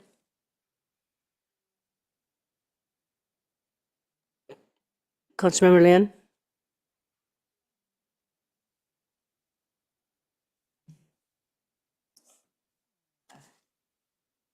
So the recommendation is not this one. Adopt. Yeah. Motion to adopt the resolution. Motion to, so it was motion to adopt the regulatory fee schedule from Councilmember Lin. Is there a second? Second. And it was seconded by Vice Mayor Barbadillo. Let's call for the vote. Vice Mayor Barbadillo, Aye. Councilmember Chua, Aye. Councilmember Lim, Aye. Councilmember Lian, Aye. Mayor Montano. Aye. Okay, thank you. So now moving on to community development. Item 14. Thank you, Mayor. And this is going to be presented by Planning Director Jay Lee. This is to receive a presentation on the work completed on the Innovation District Parks and Trails Master Plan and to provide feedback. And as Planning Director Lee will clarify, we are not asking for any final decisions or any this evening. However, the more feedback that you can provide to us this evening, the better more well prepared we will be when we return to you next year with a final plan. So I appreciate any feedback you can provide us this evening. I'll turn it over to Director Lee. Thank you, Assistant City Manager, and good evening, council members. As Assistant City Manager Matt Kano indicated, this is a study session. It's an early checkpoint to get the council's feedback before we go too far along in this process. But I do want to emphasize that this is an exciting project. It's grant funded, and this is kind of a fun topic where we can think about a concept for some land that is already identified in our specific plan and the zoning as open space to think of concepts that would best serve the community. So we have our principal planner, Lillian Van Hoa, here, who can announce our consultants, joining virtually. And then we also have our consultants virtually who will deliver the majority of the presentation. So I will pass it off to Principal Planner Lillian Van Hoa. Good evening, Mayor and Council. My name is Lillian Van Hoa, and I'm a Principal Planner and the Project Manager for the Innovation District Parks and Trail Project. So I'll be giving a brief introduction before handing it over to Karen Folsom and Beverly Lee at Westwood, our consultant for this project, who will present our findings so far and the initial concepts for the Innovation District Parks and Trail Master Plan. So briefly, the city of Milpitas adopted the Milpitas Metro Specific Plan in February 2023. The Metro Plan is an update to the Transit Area Specific Plan, which was adopted in 2008. And it builds upon the original vision and strategy for transforming older industrial areas around the Milpitas Transit Center into new high-density mixed-use neighborhoods with direct access to transit. And one of the key strategies is to establish an employment-focused innovation district to accommodate and facilitate approximately 3 million square feet of new office, research and development, and advanced manufacturing. So this new innovation district was created to leverage the opportunity to receive and support higher intensity employment opportunities following the opening of the Milpitas BART station. The Metro Plan envisions several public improvements east of South Milpitas Boulevard to enhance the recreational amenities and connections in the Innovation District and attract businesses. These improvements include 2 new parks and a multi-use trail adjacent to the Berryessa Creek. The Metro Plan identifies these proposed amenities on a map, but conceptual designs and programming are needed to lay the foundation for potentially constructing these open space facilities in the future. And as Director Lee mentioned, this project is grant funded by MTC. We were awarded $200,000 to do this project. And further, the city has allocated this funding as part of the 2025 to 2029 capital improvement program. And lastly, I just also wanted to say that these plans are preliminary and conceptual. The city does not own any of the parcels identified in the plan, and ultimately, the project will happen in one of two ways. Either a private developer will purchase multiple properties in the area, including one or all of the park parcels, and propose redevelopment per the Metro Plan and Innovation District, or the city council could decide to purchase the 3 parcels in the future and add the construction and design of these parks and trail to its future capital improvement program. So the city council has the purview to decide if and how and when this project will move forward. So now I will hand it off to Karen Folsom from Westwood to talk about the work her and her team have done so far. Well, thank you, Lillian. I appreciate everyone being here to hear about our project and the Innovation District Parks and Trail. Next slide, please. I'm going to give you a brief overview of what we've done so far, and then we'll move into sharing the conceptual plans with you. This is a slide sharing the vision. What our purpose was for this project was to plan 2 parks and a trail for the future to complement the MMSP. And in doing that, we did a community needs assessment. We've done site analysis, looking at opportunities and constraints of the sites. And with that, we've come up with a couple of conceptual park plan and trail designs. Next slide, please. This is a timeline overview of what we've done so far. So we started last fall in 2024 doing our site investigation, a lot of research on planning documents and existing conditions. We also coordinated data collection with the property owners who included the Santa Clara Valley Water District for Berryessa Creek, the public storage facility owners, and the owner of an industrial building at 1670 South Milpitas Boulevard. With that, we took all the information we gathered and created a presentation for the community and had an outreach meeting, our outreach meeting number 1, as well as an online survey, which informed the public of the project and then asked them what they felt they needed in this area of town and in recreational amenities. With that information, we went ahead and designed concepts for 2 parks and the trail, and we have 3 concepts for each to share with you so that we can gather your feedback. In the fall, just a few months ago, we had outreach meeting number 2, which we shared these design concepts with the community. They were allowed to vote both in person and online in an online survey. And then we met with the Parks and Recreation and Cultural Resources Commission, presented our plans there, and gathered feedback from them as well. And now we are here and presenting to you. And the next steps will be a final design and planning document, another check-in with Parks and Recreation and Cultural Resources Commission for their recommendation, and then we'll come back to you in the spring. Next slide, please. These are just a quick look at the parcels. The one on the upper left is looking east. You can see the industrial building in the foreground and the public storage facility in the background there. This slide also shows that the streetscape has already been improved, so that is not a part of the project. The upper right shows a beautiful grove of trees that screen the industrial building parcel from a neighborhood multifamily housing development. Lower left is the Berryessa Creek. As you can see here, the trail on the right, or the service trail on the right, is very small, but on the left we have enough room to do a Class 2 bike trail for cyclists and pedestrians. And then on the lower right, this is a view into the public storage from Montague.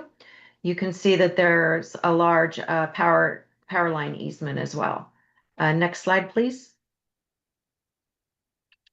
We did a site analysis showing the sun angles, pedestrian, bicycle, and vehicular travel patterns, nearby multifamily housing, adjacent business parks, industrial areas, and the BART station. In this, we also show the power line easement. And what we found in our site analysis is a railway that is active. So I wanted to share the photo on the upper right there that shows how it's really not suitable to create a trail in that area. First of all, with all the infrastructure, we cannot get a pathway, an accessible pathway to that part of the trail. And with the active railway, it just was decided that we would not take the trail beyond the south portion of Montague Expressway. Next slide, please. This is just a quick view of some of the research that we have done to back up these conceptual designs. Lots of planning documents, flood zone maps, parcel maps, the action plan for the Innovation District, circulation, PG&E guidelines. They do limit the amount of trees we can put under their guidelines, which you'll see in the concepts. And then also Santa Clara Valley Water District guidelines for trails.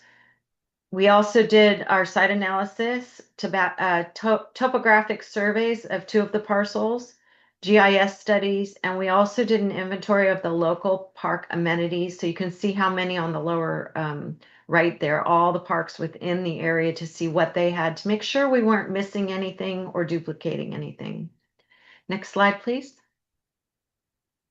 So these are just snippets of the community outreach events that we had. The first one was an introduction and informational session where we gathered community needs through some interactive events.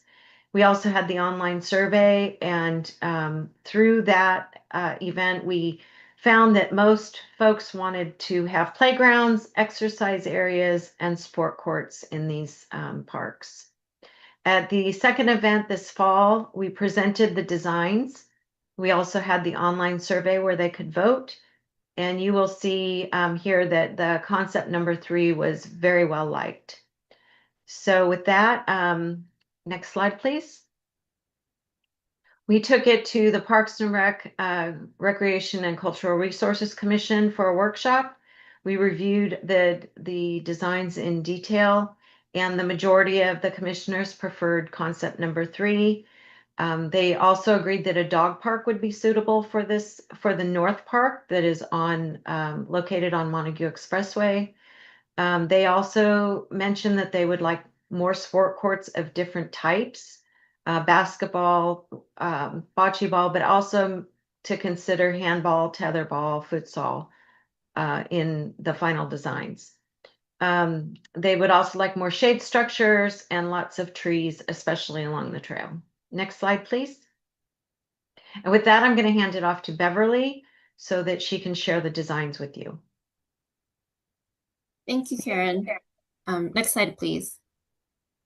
So I'll be going over each of the concepts really briefly, highlighting the kind of main design elements for each one.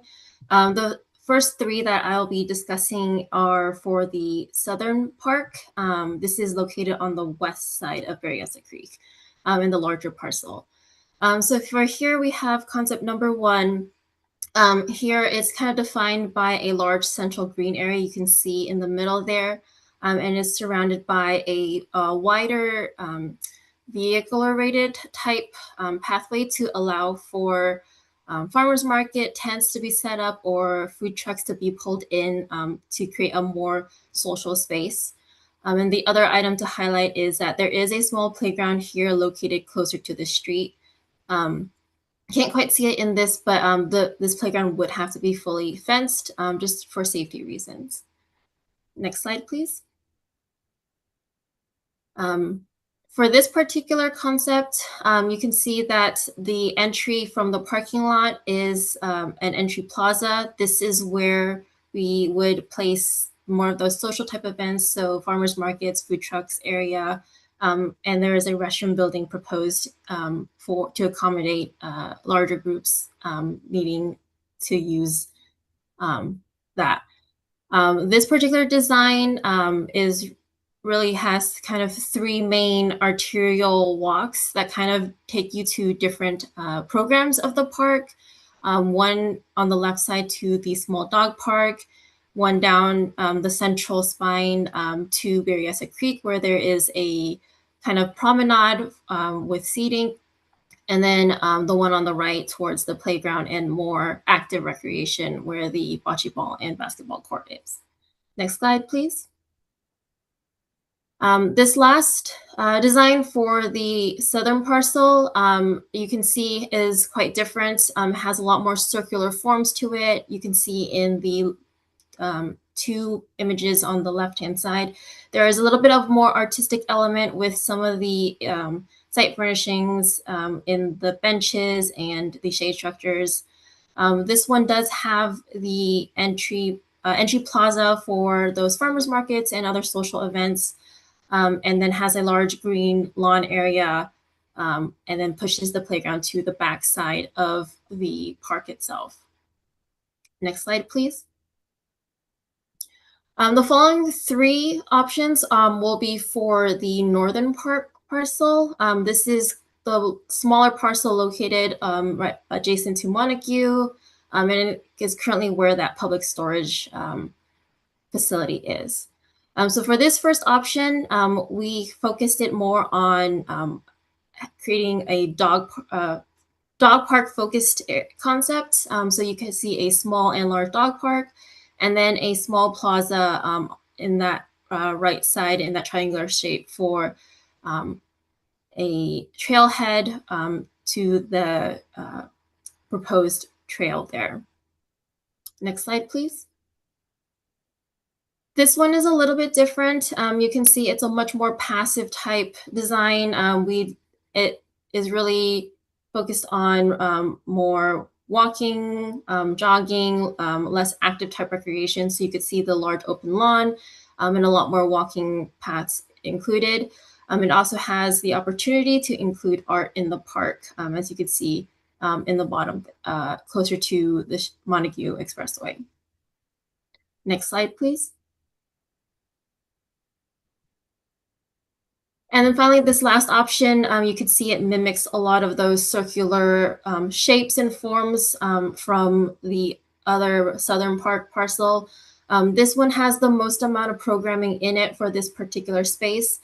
This has both small and large dog park, a fitness area, and then in a kind of art walk in those intertwining walks that you could see on the top there.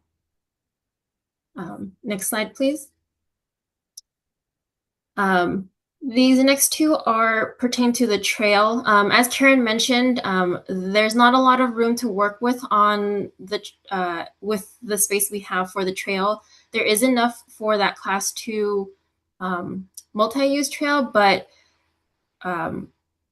based off of the amount of space we have, we are able to either create this particular design where we have vegetation and trees on both sides of the trail and allow for really gentle winding curves, or the next concept, next slide please, which includes a more linear trail set off closer to the R&D property, and then having vegetation on one side of the trail closer to the creek. So that's a very high level overview of the different designs. I'm going to go ahead and pass back to Karen to kind of close out our presentation. Thank you, Beverly. So now we would love to hear your thoughts and ideas, and we'll start with the next slide, please, that shows the two park designs in vertical. We have number 1, number 2, and number 3, and how they really work together. The one on the number 1 is the more angular, with the ability to have farmers markets and food trucks and much more activity within the park. The second one is keeps the, I'm sorry, can we go back? Thank you. The second option shows that branching option, and the third one has the circular form. So at this point, I'd really like to hear what the preference would be for the park designs. And then we can move on to the trails. Are you finished with your presentation? Yes. Thank you very much. Open feedback. Okay. No, I would take public comment right now. Sorry, just Well, to if I- clarify, yeah, Okay. they also are, they have a trail. Would you like to see the trail options as well before fully? Yeah, I would suggest we can finish the whole presentation and then come back to the Okay. council feedback all at once. Okay. Sure. Okay. So the next slide will show the two trails, including some sections of the trails and the difference in them being the one has trees on both sides and the other one really hugs the industrial area or the R&D, future R&D, but creates some little spots to get closer to the creek. And I believe that's all we have. So thank you. Next slide is our thank you slide. And if Lillian, you could go over the public comment we received. Yes, directly. So we received one public comment via email this afternoon. I called the person to better understand his concerns and clarify the project details with him. I reiterated that the item tonight is simply a study session and that the plan itself is ultimately a conceptual one. I clarified that CEQA is typically done when the project is in its final conception phase, and the city council will decide if and how, again, and when the project will move forward.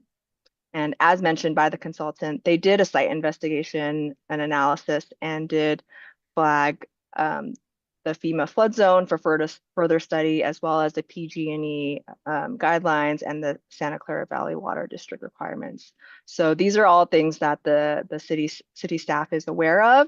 And so if we move towards an actual project, we will further study these at a later time. And we also talked about our outreach methods.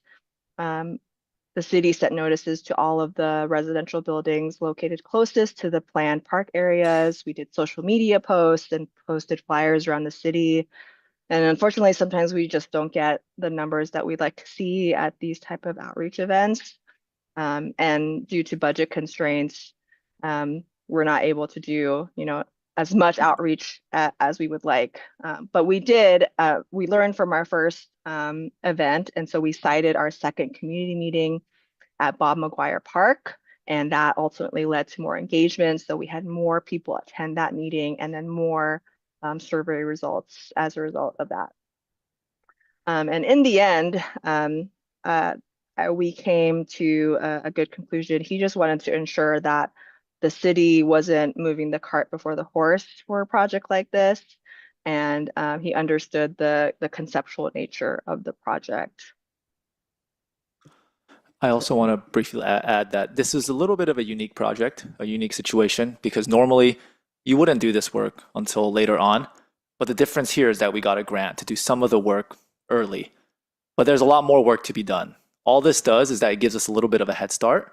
The real engineering level design drawings, I mean, those will still happen, and that's when you can do the environmental analysis. You can't really do an environmental analysis based off of these kinds of high-level conceptual plans.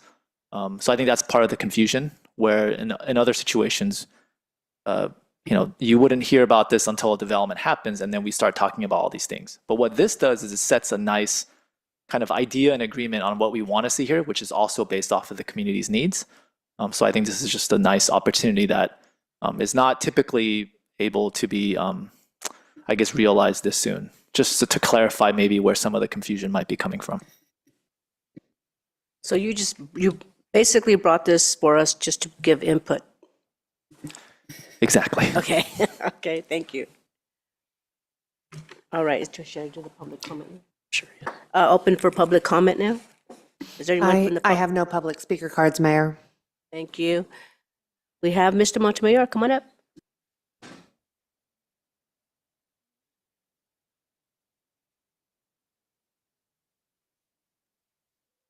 Welcome.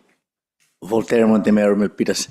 Yeah, it's really just looking the top view. I'm already encouraged. I'm impressed already, and is this is multi-purpose plan. So I think everyone is considered for the good of everybody. So I wish we could all go to the site and live there, but I think no, we have to compete. If that is southeast, then we should improve southwest, northeast, northwest. So yeah, I'm impressed. And since it's just a preliminary report, then it's very nice already. What else? What else can be asked? It's great. Thank you. Thank you. Anyone else from the public? Okay, we're closing the public hearing on this and moving on to council. We have a Councilmember Chua. Thank you, Mayor. I just want to thank staff for responding to the residents' letter. And also I want to thank the resident for being engaged and involved. It's very detailed, the letter, the concerns and the issues that were raised. And they were answered by Ms. Banwa and also Director Lee. Thank you so much. For my, can we have the slide selecting 1, 2, and 3? I'm just going to be quick. I'm going to select what I want. Right? Yes, that's what we want to hear.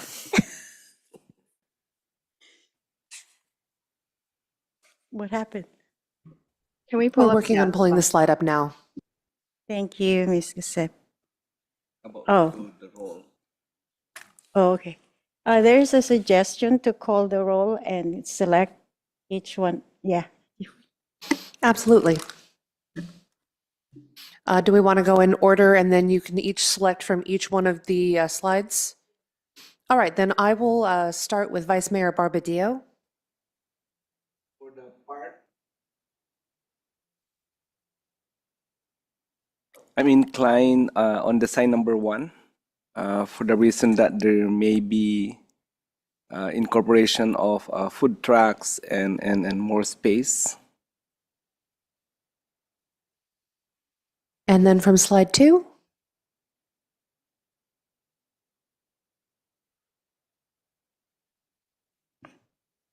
Are you talking about the top part? No, I'm asking for the next slide. I think we, if I may, I think we also wanted the council's choice on the diagram below as well. So there's a diagram on the top of the slide, this diagram on the lower part of the slide, and then the next slide would be the trail. So I think there are 3 decisions. Okay, so there's 2 comment on. answers from this slide and then 1 answer from the next slide? Yeah. Thank you. All right, Vice Mayor Barbadillo. All right, I'm a little bit confused. So 1 is, so 2 choices on this? So how I will reference the first part, I mean the top part. The first, second, third picture? Is there 1, 2, 3? Yes, so from the top of the slide, you'd select 1, 2, or 3, and from the bottom of the slide, you'd select 1, 2, or 3. Oh, okay. because if we were to show the map again, the land is split into 2 kind of triangle shapes, and then there's also a trail that runs through. So we've broken it down into those components. I guess the northern park, southern park, and then a trail. Jay, just to clarify, this top row, although we can't see it, that's the northern park, correct? I believe so. Yeah. If Lillian, our consultant. If I may, the top row image concepts are the southern park, and then the bottom row with the triangle, that is the northern park. Oh, okay. So yeah, we could have been clearer, I think, in the slide if we had both titles. So for the top, I choose the first plan, and then for the bottom, I'll do also the first. All right, then next slide, Jessica. And then the selection from this one or two. If I remember the presentation, I would choose number 2.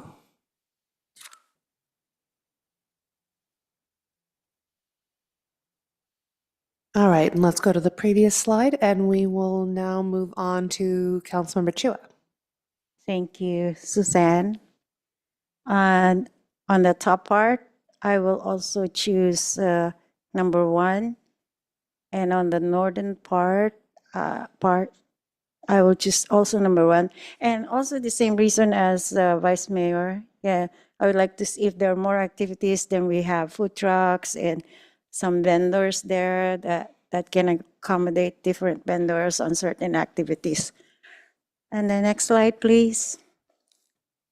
This I'm torn because it's almost the same.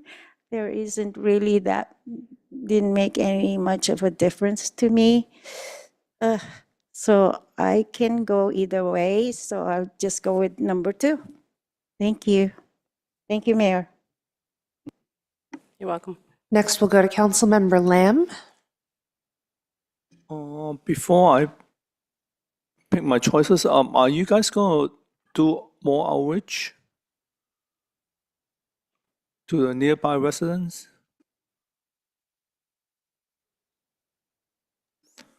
They haven't, we gave them the opportunity to choose during the second community outreach event where we had a online survey where they could choose, as well as a meeting at McGuire Park. So there's no more outreach meetings planned. Okay. For me, for the top, I pick number 3. On the bottom, I pick number 3. And the next slide, I pick number 1. Next, we'll move on to Councilmember Leanne. Okay, before I make my choices, I have one question for Director Lee. Are there dog parks in all 3 of them? I think for the bottom parks, which is the northern park, I believe 2 of them might be, but we could confirm, maybe the consultant. Yes, the number 1 and number 3 are dog parks. The number 2 has a dog park in the southern park at the top of the page. We have a smaller dog park there with where the northern park on Montague has more of a passive space.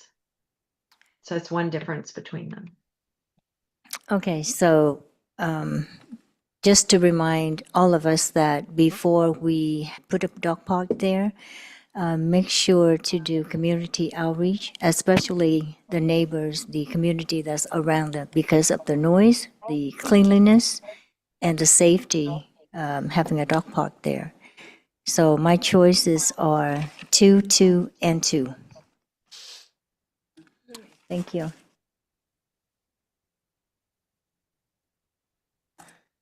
All right, and then coming to Mayor Montano. Thank you.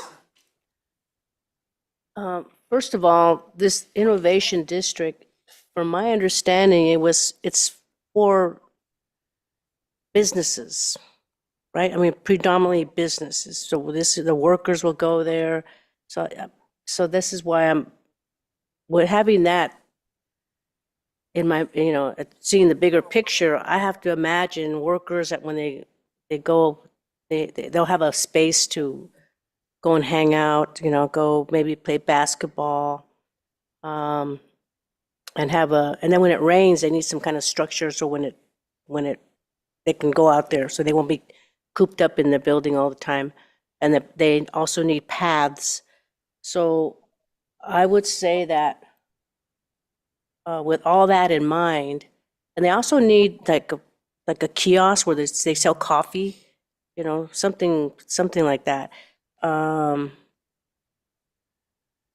then I'm also thinking about McCarthy Ranch. You know how they have the Amazon? So I see a lot of them that when the workers are out there walking a lot. So I think having paths is really important.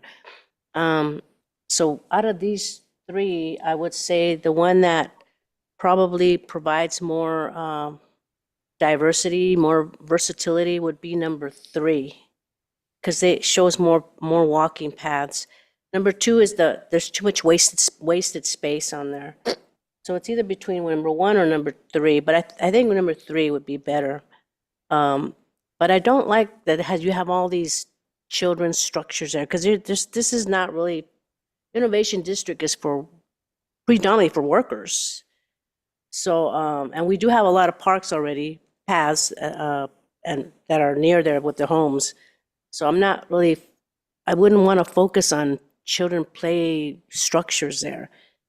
So those are my thoughts. So anyway, at number 3 would be the one for me. And I like the vegetation and I like the trees. So, okay, and then it would be number 3. Mayor, so that's number 3 for the top and bottom? Can you go back to the? So we're selecting one from the top 3 and one from the bottom 3. Which is the one that doesn't have too many structures, because it's kind of hard to see, actually. What is that right there?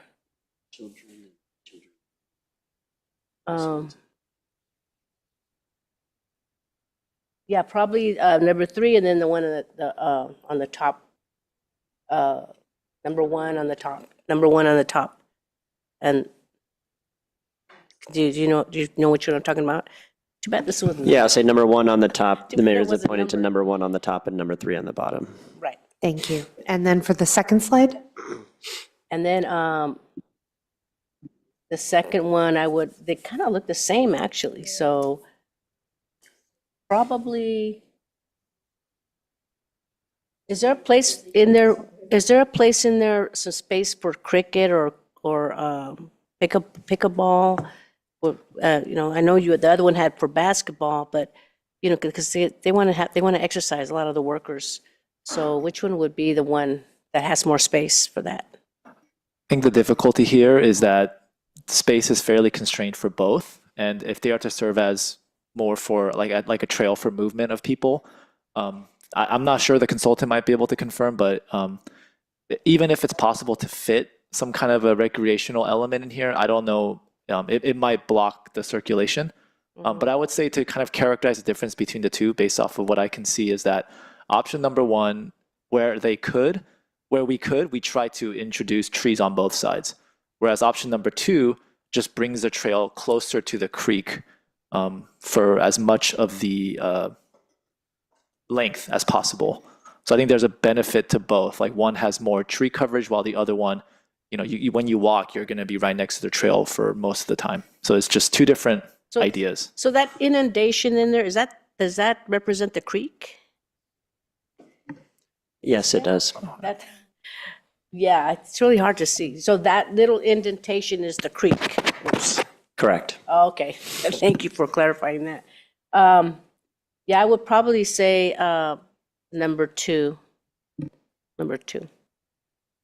Yeah, all right. Thank you. So thank you for that. And is there any more from the council members on that? If there aren't any other questions, I just given all the responses, there is not like a clear consensus. I think for one of the options, there seems to be like a majority. So just kind of letting everybody know, we will try our best to consider like everything that we've heard and try to go in the right direction. But just giving kind of an expectation that there isn't a consensus. So it might be hard to figure out, what the next step is, or that would satisfy everybody. But at least you heard our comments, and I think those are really important. I had one more question. So even though this is a concept, how long does it last? Because even though this might be like 10 years from now, 15 years from now? Because we don't know if some of these areas, if the sellers want to, if the landowners want to sell. It's almost the same thing as Main Street. So how long, we put it out, we do the concept review, put it on a shelf, but how long does it stay on that shelf? How long is it good for until we have to do a whole new one? The beauty of this plan is that there is no specific action we are asking for. It's not going to be like a document that's adopted and there's an expiration date or anything like that, or like a certain time frame in mind. It's really what we want to do with it. So it's just meant to be a resource so that in the future, when we get to this point, if we still feel like these plans are relevant, I think the longer the time passes, like we might want to do some more outreach because times change, new people come in, development happens. But I think this is just an opportunity for us to get something in concept. I think it just increases the chance, even by a little bit, that we can do something in the near future. Whereas if we don't have any kind of a plan whatsoever, it just feels it's just two triangles on a map, and it just feels very like not real. And I just want to add to that, the beauty of this is, as planning was able to get grant funds to do this with, and now that we have this preliminary community outreach, it makes us more able to seek future grant funds for the next phase of the project. Okay. That's not guaranteed, but there definitely makes us more competitive if there is a grant in the next few years for conception, for design work and acquisition. Okay, great. So the cricket, because there's a lot of engineers and they love cricket. So I think that's really important to phase that in there somewhere. All right, thank you so much. And those are our thoughts. Now, moving on to leadership and support services.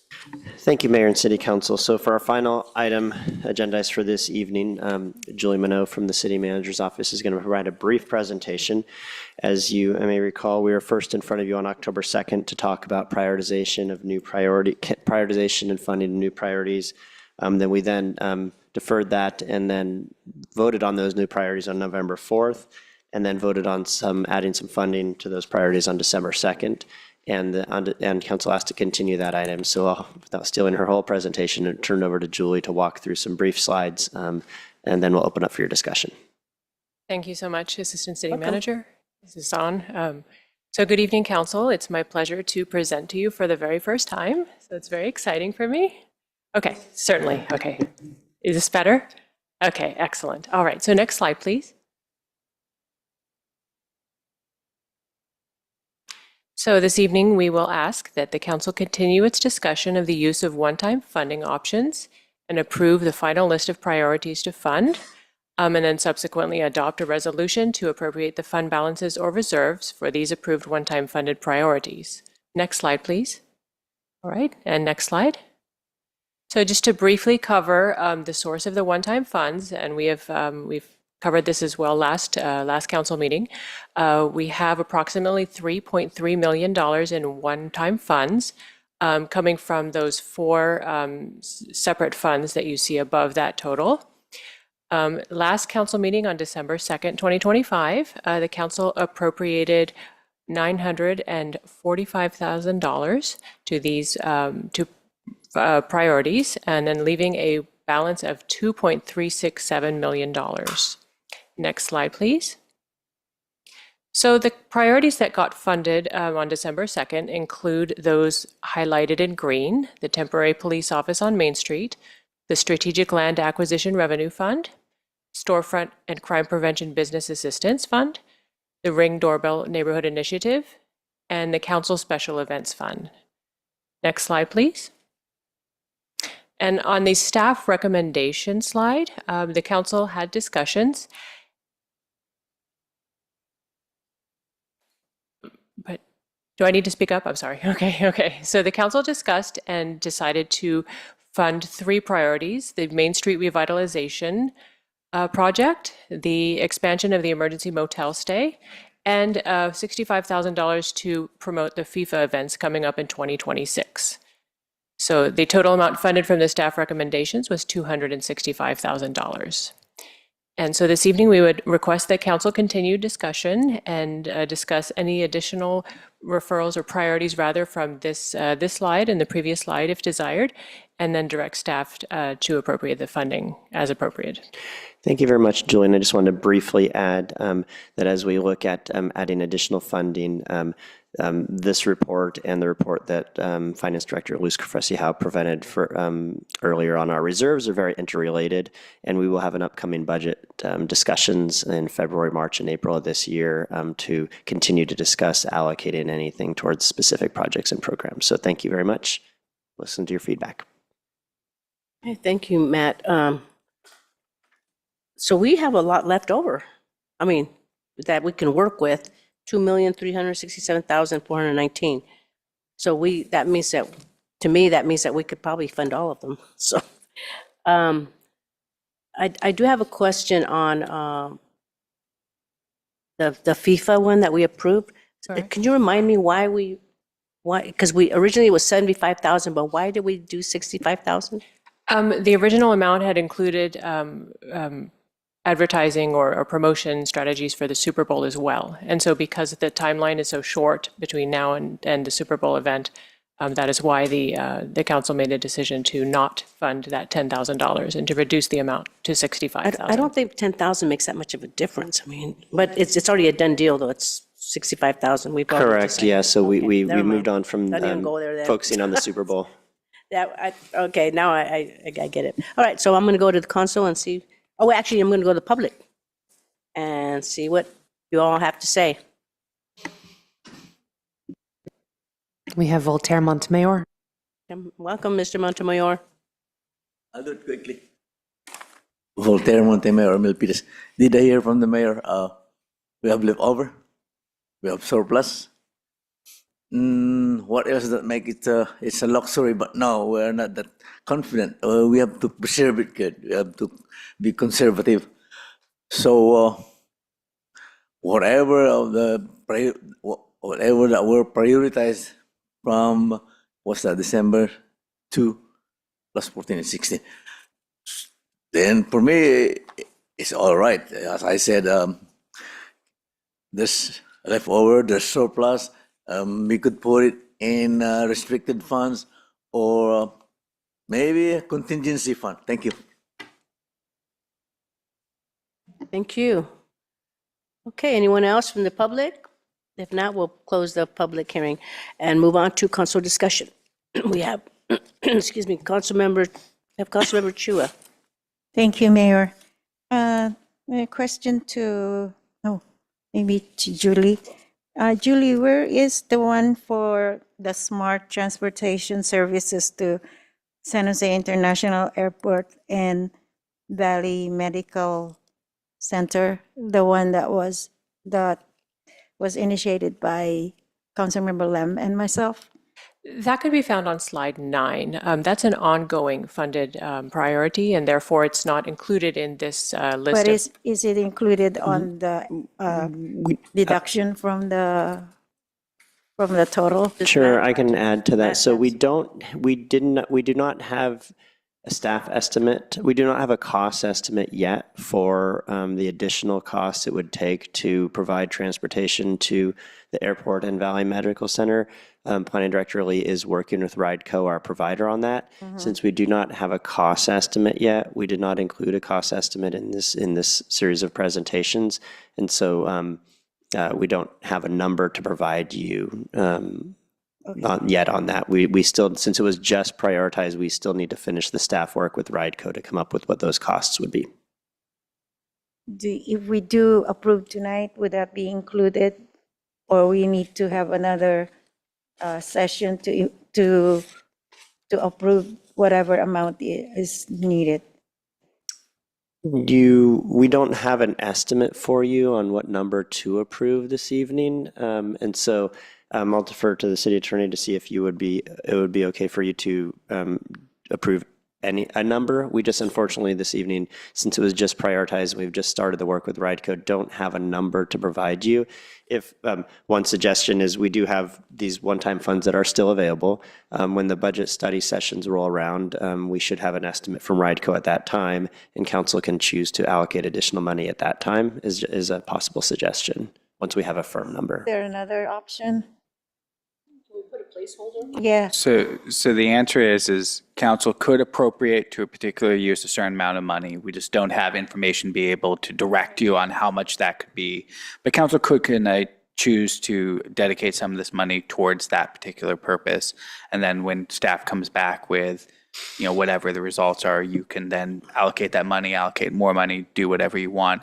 You can also do as the assistant state manager mentioned, where you just say, okay, we don't want to expend all this money right now because there may be later priorities, including this issue that we may want to fund at a later time. And that is something that you could also do. This is truly needed, by a number of our residents. And I don't want to delay it, waiting for the midterm budget. And how do we do that?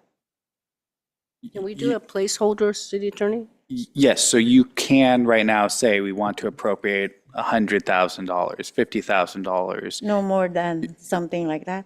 Yeah, you could have that money. And when you appropriate that money for that purpose, it simply reserves those funds for that purpose. It doesn't mean all of that money will be expanded in that fashion. It doesn't tie the council to subsequent decision-making. It just reserves that money and appropriates it for that purpose. So move as an addendum to this. I suggest, as per the last time, we do this by a consensus vote rather than making a motion for each separate item. So this would be. Hang on a second. Thanks. Sorry, City Clerk. Is there a specific dollar amount that you would like to? What do you, I'm going to ask my, how much? 100,000. 100, no more than 100,000. How is that? No more than.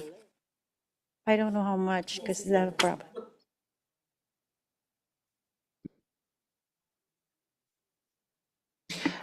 If we're going to have a discussion, please have your microphones keyed.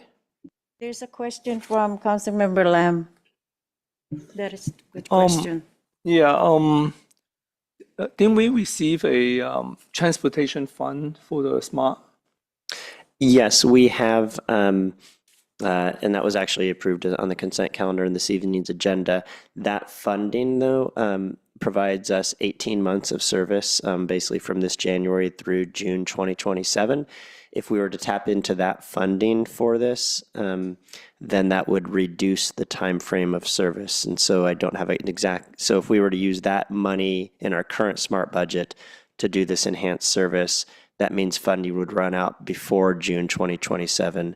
And right now, we don't know what our funding source is going to be for Milpitas Smart after June 2027. And so if we can keep the initial fund, the current funding intact on the program, that would be important, which allows us more time to find sustainable funding for the program. When can you get back to us on the cost? I don't know if Jay is still on the line, but I would say by late January. Late January. Okay. Correct. Yes. Yes. In about a month. Okay. Yeah, Okay. next month. Next Yeah, month. that's all right. How much was the grant from the transportation? Loose is $2.7 million. Was it loose? 2.7. 2.7. It was, yes. Loose. 7. Okay. Did you all hear me? 2.7 with Yeah. existing model, it will Right. last 18 months. Correct. It should last us through June 2027. And then with enhanced going to San Jose Airport and regional medical, then it might not last as long. It would not last as long because that would be an additional cost. Well, depending on how much we charge. To the higher fee would cover most of the costs. Might cover all the costs.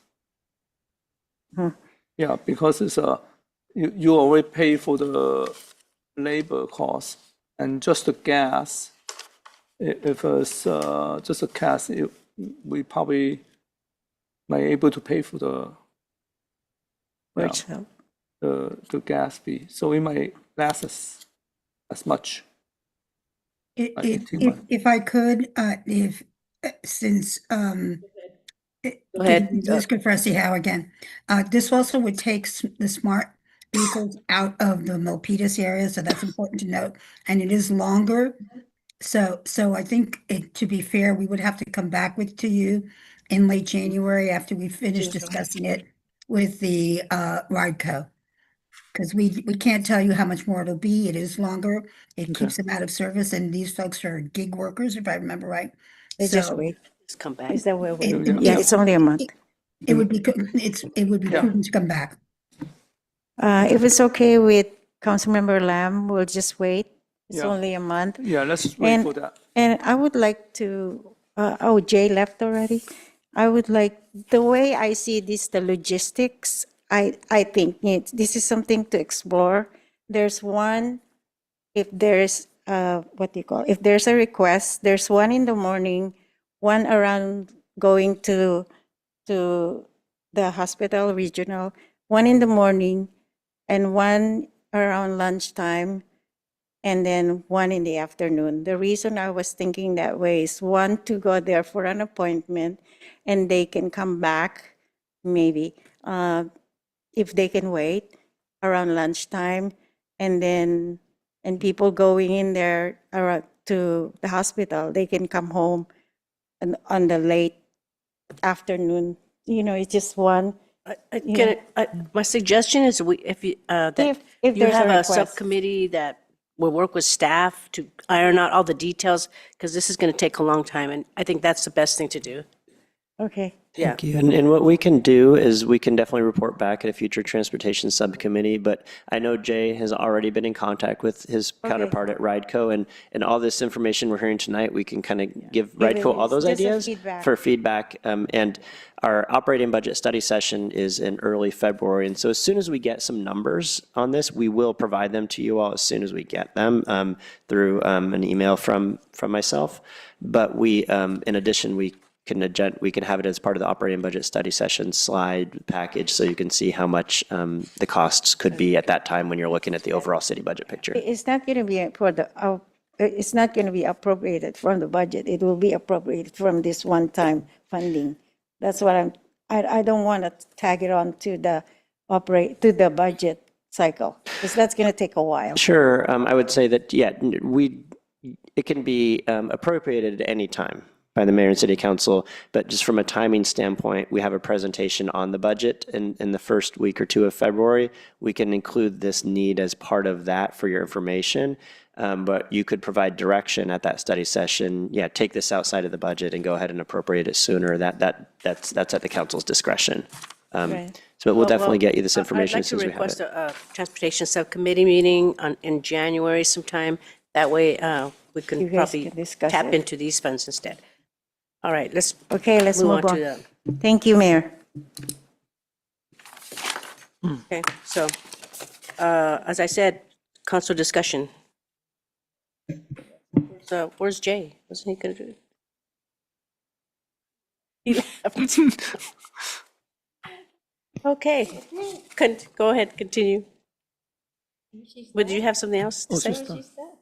You're done? No, yeah, we're done. Yeah, we're done with the Okay. presentation. Just any, is Okay. there Continue with- anything else that council would like to fund tonight, given all the discussions Let's we've have had? Councilmember Lamb. That's anything else that's on this presentation this evening that council would like to fund?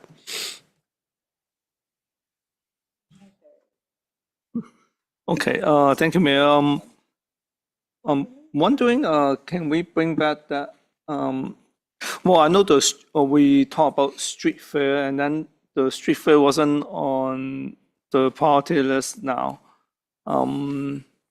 Since we have quite a bit money left, maybe we can think of the street fair, which is around the FIFA time of next year. Well, why don't we see how much money we have left over, and then Can- we'll go on that street fair thing. Yeah. Yeah, I would just like to advise and remind that the street fair was not prioritized by the mayor and city council and so that we do have an existing council prioritization policy, which indicates that at the end of for items that are not prioritized, those fall off the list.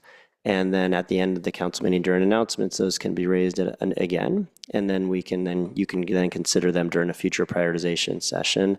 We also received some direction to kind of relook at our prioritization policy overall, and that's something we are looking into. And then when we come back to you in February or March with the next prioritization effort, we can talk about that at that time. But I would just like to remind council that that was not prioritized last time, and so is not on staff's work plan. And I just want to make a reminder, I think the reason why it was not prioritized because it was either or. Either we give up the 4th of July fireworks or do the street Right. fair. And then And what- we know that the community, they want their 4th of July. But right now, since we have the But one-time fee, we don't know then yet. it's We're going to see how different. much money we have left. That's right. So that would probably be, So it might not be true in the first place. So that's why it might change our vote. yeah, well, then we can come back and That's right. prioritize it. Yeah. Okay. So didn't you, what are your other priorities? No, or- I just want to bring up that point. Okay. Who else? Gary? Councilor Leanne?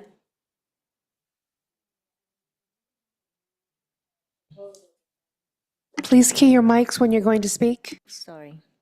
I do have a new proposal, but it's not agendized yet. I'm going to need to have the consensus, yeah. And I'll do that during the The announcement. next one? The Next round? Next yeah. round? Yeah. Okay. All right, well, can you put that back on the screen, Do we know the The ones slide that- number? the slide that we haven't prioritized? We have the AD, which one do we have left that Let's are not? put up prioritized? slide 6 and then leave that up.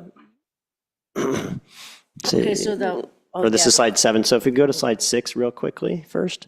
So slide 6, Mayor, so the only item on slide 6 that was not that did not receive funding was the ADU permit subsidy. Now if we go to slide 7 again, That's slide 6. okay, I have I have different numbers on my page. Yeah, sorry about that, team. So this slide, the only item the items that are not prioritized are the library, the park improvements matching grant, the Milpitas Youth Force, and the economic development strategy. So for my 2 cents, I think the library number 1 should be funded, I would say 150,000. And the reason, for 1 year, because this one is for 2 years, and the reason being is that, as you know, we are moving the Dignity on Wheels to another site, and there's been a lot of vandalism in the library, the elevators, and I think it'll reduce some of that vandalism from the move. So I think the security guard, we'll see how it goes for 1 year. All right, we would call for consensus for this. This is the library security for 150,000 Right, for 1 year, for 1 year. instead of 2 years. Vice Mayor Barbadillo?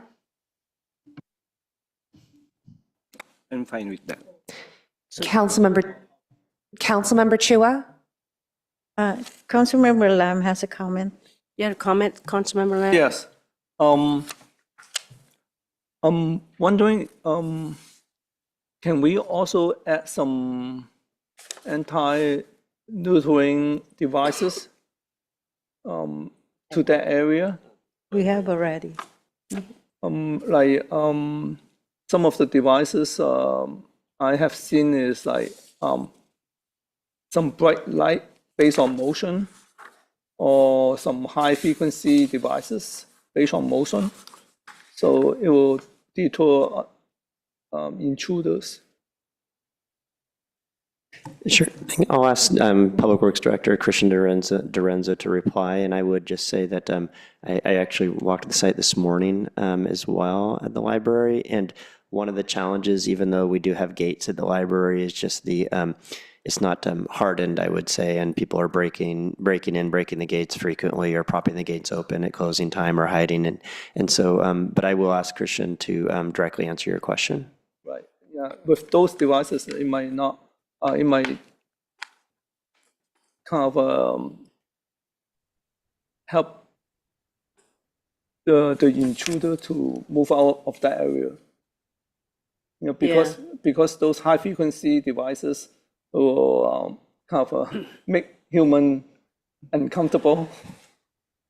and also those bright light devices. Yeah. I think the item at hand is the 150, and then we can come back and after this, and then maybe have our chief speak on that, of some kind of deterrence. Yeah. Mechanism. So we're on this consensus. Is there a consensus for half a year? I'm just wondering, didn't we have security in the past, and it doesn't help? Christian, I'd like to ask Christian to respond because I think the security did help, and he's noticed that it's gotten worse since our security contract ended a few months back. Yeah. Okay. Yes. So consensus? Yes? Oh, sorry, just apologies, Mayor. I just wanted to respond to Councilmember Lamb questions. The security, we've had the 6-month security service in place. It expired September 30th.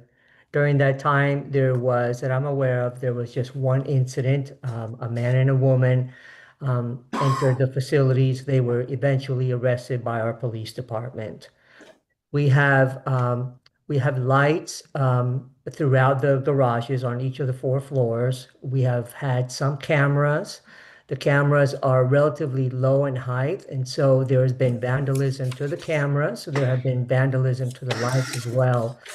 As of now, I feel confident saying that the only real deterrence that seems to have had an appreciable impact has been the unarmed security service. And the unarmed security service is provided for 62 hours during the course of the week after hours, 8 hours Monday through Thursday, and then 10 hours Friday, Saturday, and Sunday. The $150,000 request or potential appropriation would fund for 1 year of security service contract, which is about $105,000, and $45,000 for incidental improvements that we can make. There are a series of cosmetic improvements that we would like to make, but we could also pivot on those and explore some of these motion sensors and cameras as need be. Then what's the long-term solution? This is only short-term solution. Yeah. Well, we're moving the. I don't have a long-term solution. I don't, sure, long-term solution would be, ideally that there is no intrusion that occurs at the garage structures anymore.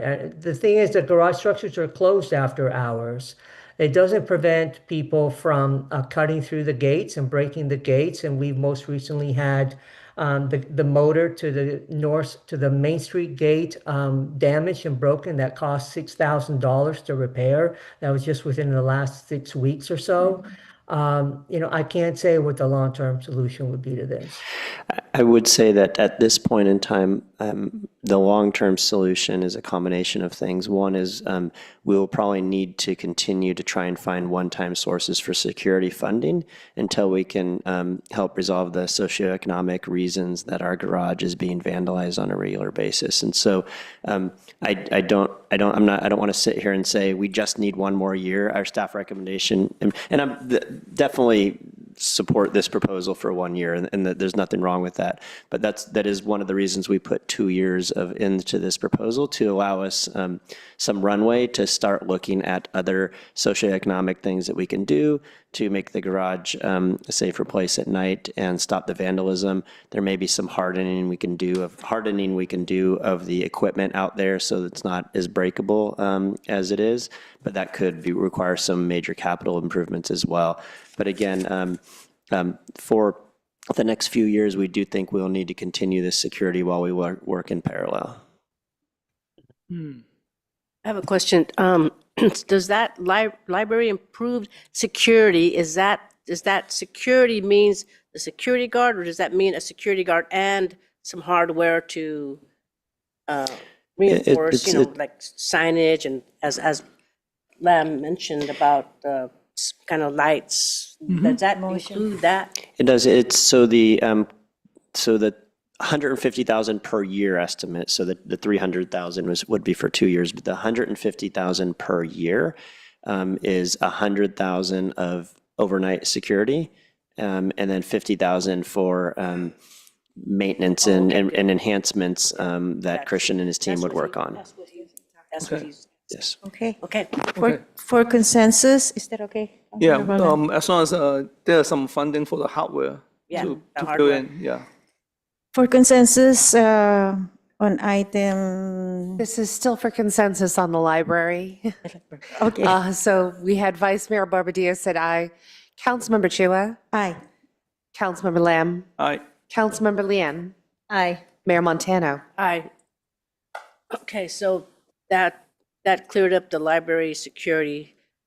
And then I also had park improvements, grant matching. I think the 200,000 is fine. Because I think that's that one park that really needed, and that's what you're recommending. So I'm okay with that. Yes, we have one park in particular, Sandalwood Park, which the design was funded and completed, funded by council several years ago, but we have not identified the construction funding for. And so that is one park in particular. We chose to make this more generic so that we could be more nimble. If there's another different park opportunity that would be better for the grant, we can use it for that item as well, at the council's discretion, of course. Okay. And then number 4, the Milpitas Youth Force. So do we want to do consensus on the park improvements, Mayor? Oh, yeah, it's a consensus. Okay, Vice Mayor Barbadillo, this is for consensus on park improvements at 200,000. Aye. Councilmember Chua, Aye. Councilmember Lamb, Aye. Councilmember Lian, Aye. Mayor Montano. Aye. And I don't want to hog up, so I'll let you guys speak up. Go ahead. Councilmember Chua. For the ADU, because there's $130,000 left, I would like to exhaust that fund before we add more. So no, there's no need for consensus. I'll skip that one. Thank you. So you're pulling that out. No, we're not funding it. Okay. We're not funding it right now. Do we need a consensus for that? No, we don't. It's still a priority. We're just not adding any additional funding at this time, but we don't need any motion on that. Okay, anybody else? We have Councilmember Lamb. On. Yes, for the $80,000 for the Milpitas Youth for summer jobs. I think it is important for the youth to keep them busy, learn, and have the great experience. Want to increase it? No, keep it at 80. Okay. I think it's important kids have jobs. Yeah. So this is for consensus for the Milpitas Youth Force at $80,000. Yes. Vice Mayor Barbadillo, Aye. Councilmember Chua, Aye. Councilmember Lamb, Aye. Councilmember Lian, Aye. Mayor Montano. Aye. Okay, who else? Did you have another one? But I think she has another one. Oh, no. Okay, Councilmember Lamb? No? Okay, what else is left? There's not, I mean, you don't have to fund anything more, but We have money left over. the economic development strategy is, Remember, this is for the community. well, we'll definitely be in front of you again during the We'll come operating and back. budget study session come to talk back. about needs in the city, Okay. so, yeah. All right, go ahead, Councilmember Chua. Seeing none, thank God. What did you say? Seeing none, thank God.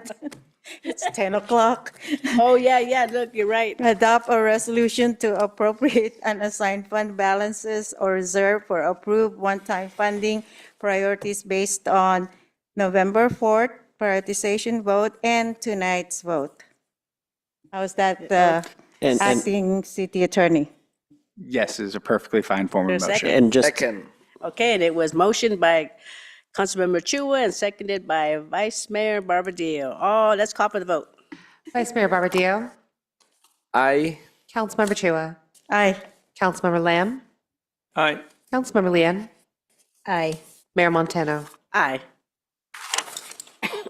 Okay, now let's next we'll move on to our announcements and future Agenda items. City Mayor. manager? Thank you. Just really briefly, just for the community and for the mayor and city council, we've already missed this evening's Tellurian with Santa, but our fire department our fire team is supporting the Tellurian with Santa, and we're doing it again tomorrow night. So 6:15 at Delano Monongs Park, 7 o'clock at Selwyn Park, and 7:45 at Bob McGuire Park. So I hope our community can all be there, and our council and mayor and council can be there, and Chief Schoonover's in the back of the room if you have any further questions after this meeting about it. Okay. Mayor. Councilmember Chua? Thank you, Mayor. Mr. Voltaire Montemayor celebrated his birthday December 10th. To honor you, we're dedicating, with the consensus of the entire city council, we want to dedicate this meeting to you. Thank you so much You want us for to sing happy birthday? happy birthday to you. Happy birthday to you. Happy birthday, Mr. dear Montemayor. Happy birthday to you.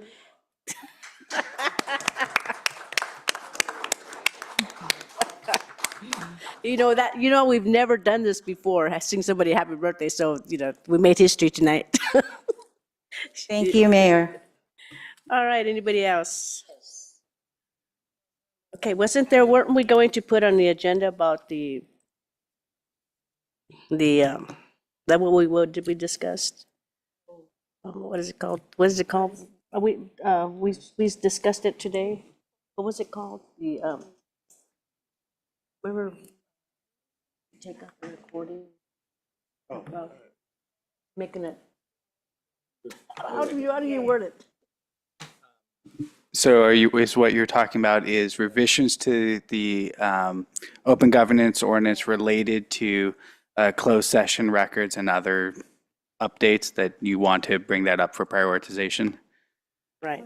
To agendize, to reconfigure it or something like that. So our usual process, right, for those proposals for staff time Or is. should we do it the next time? You want to do it the next time? We'll just skip it and until we get the words right, then we'll. Yeah, then and we'll I'd like just- to better understand the Yeah. request before, so that I could be able to provide you good Until we get staff the words right. recommendations. And- Okay, and then we have Councilmember Lin. Yes, thank you, Mayor. I'd like to ask for the support of a program. This program will engage the community members, also students, and it's called Adopt a Drain. And adopt a drain, storm drain. So if we could get a consensus for moving this to have staff look into, adopt this program. All right, this is for consensus. Vice Mayor Barbadillo. Yes. Councilmember Chua. Yes. Councilmember Lamb. Yes. Councilmember Lian. Yes. Mayor Montano. And I'm a yes. And that was a recommendation from we all got an email and I said, that was a great idea. So I'm glad you brought it up. Thank you. Okay, anybody else? With that, that's this meeting adjourned. Good night, everybody.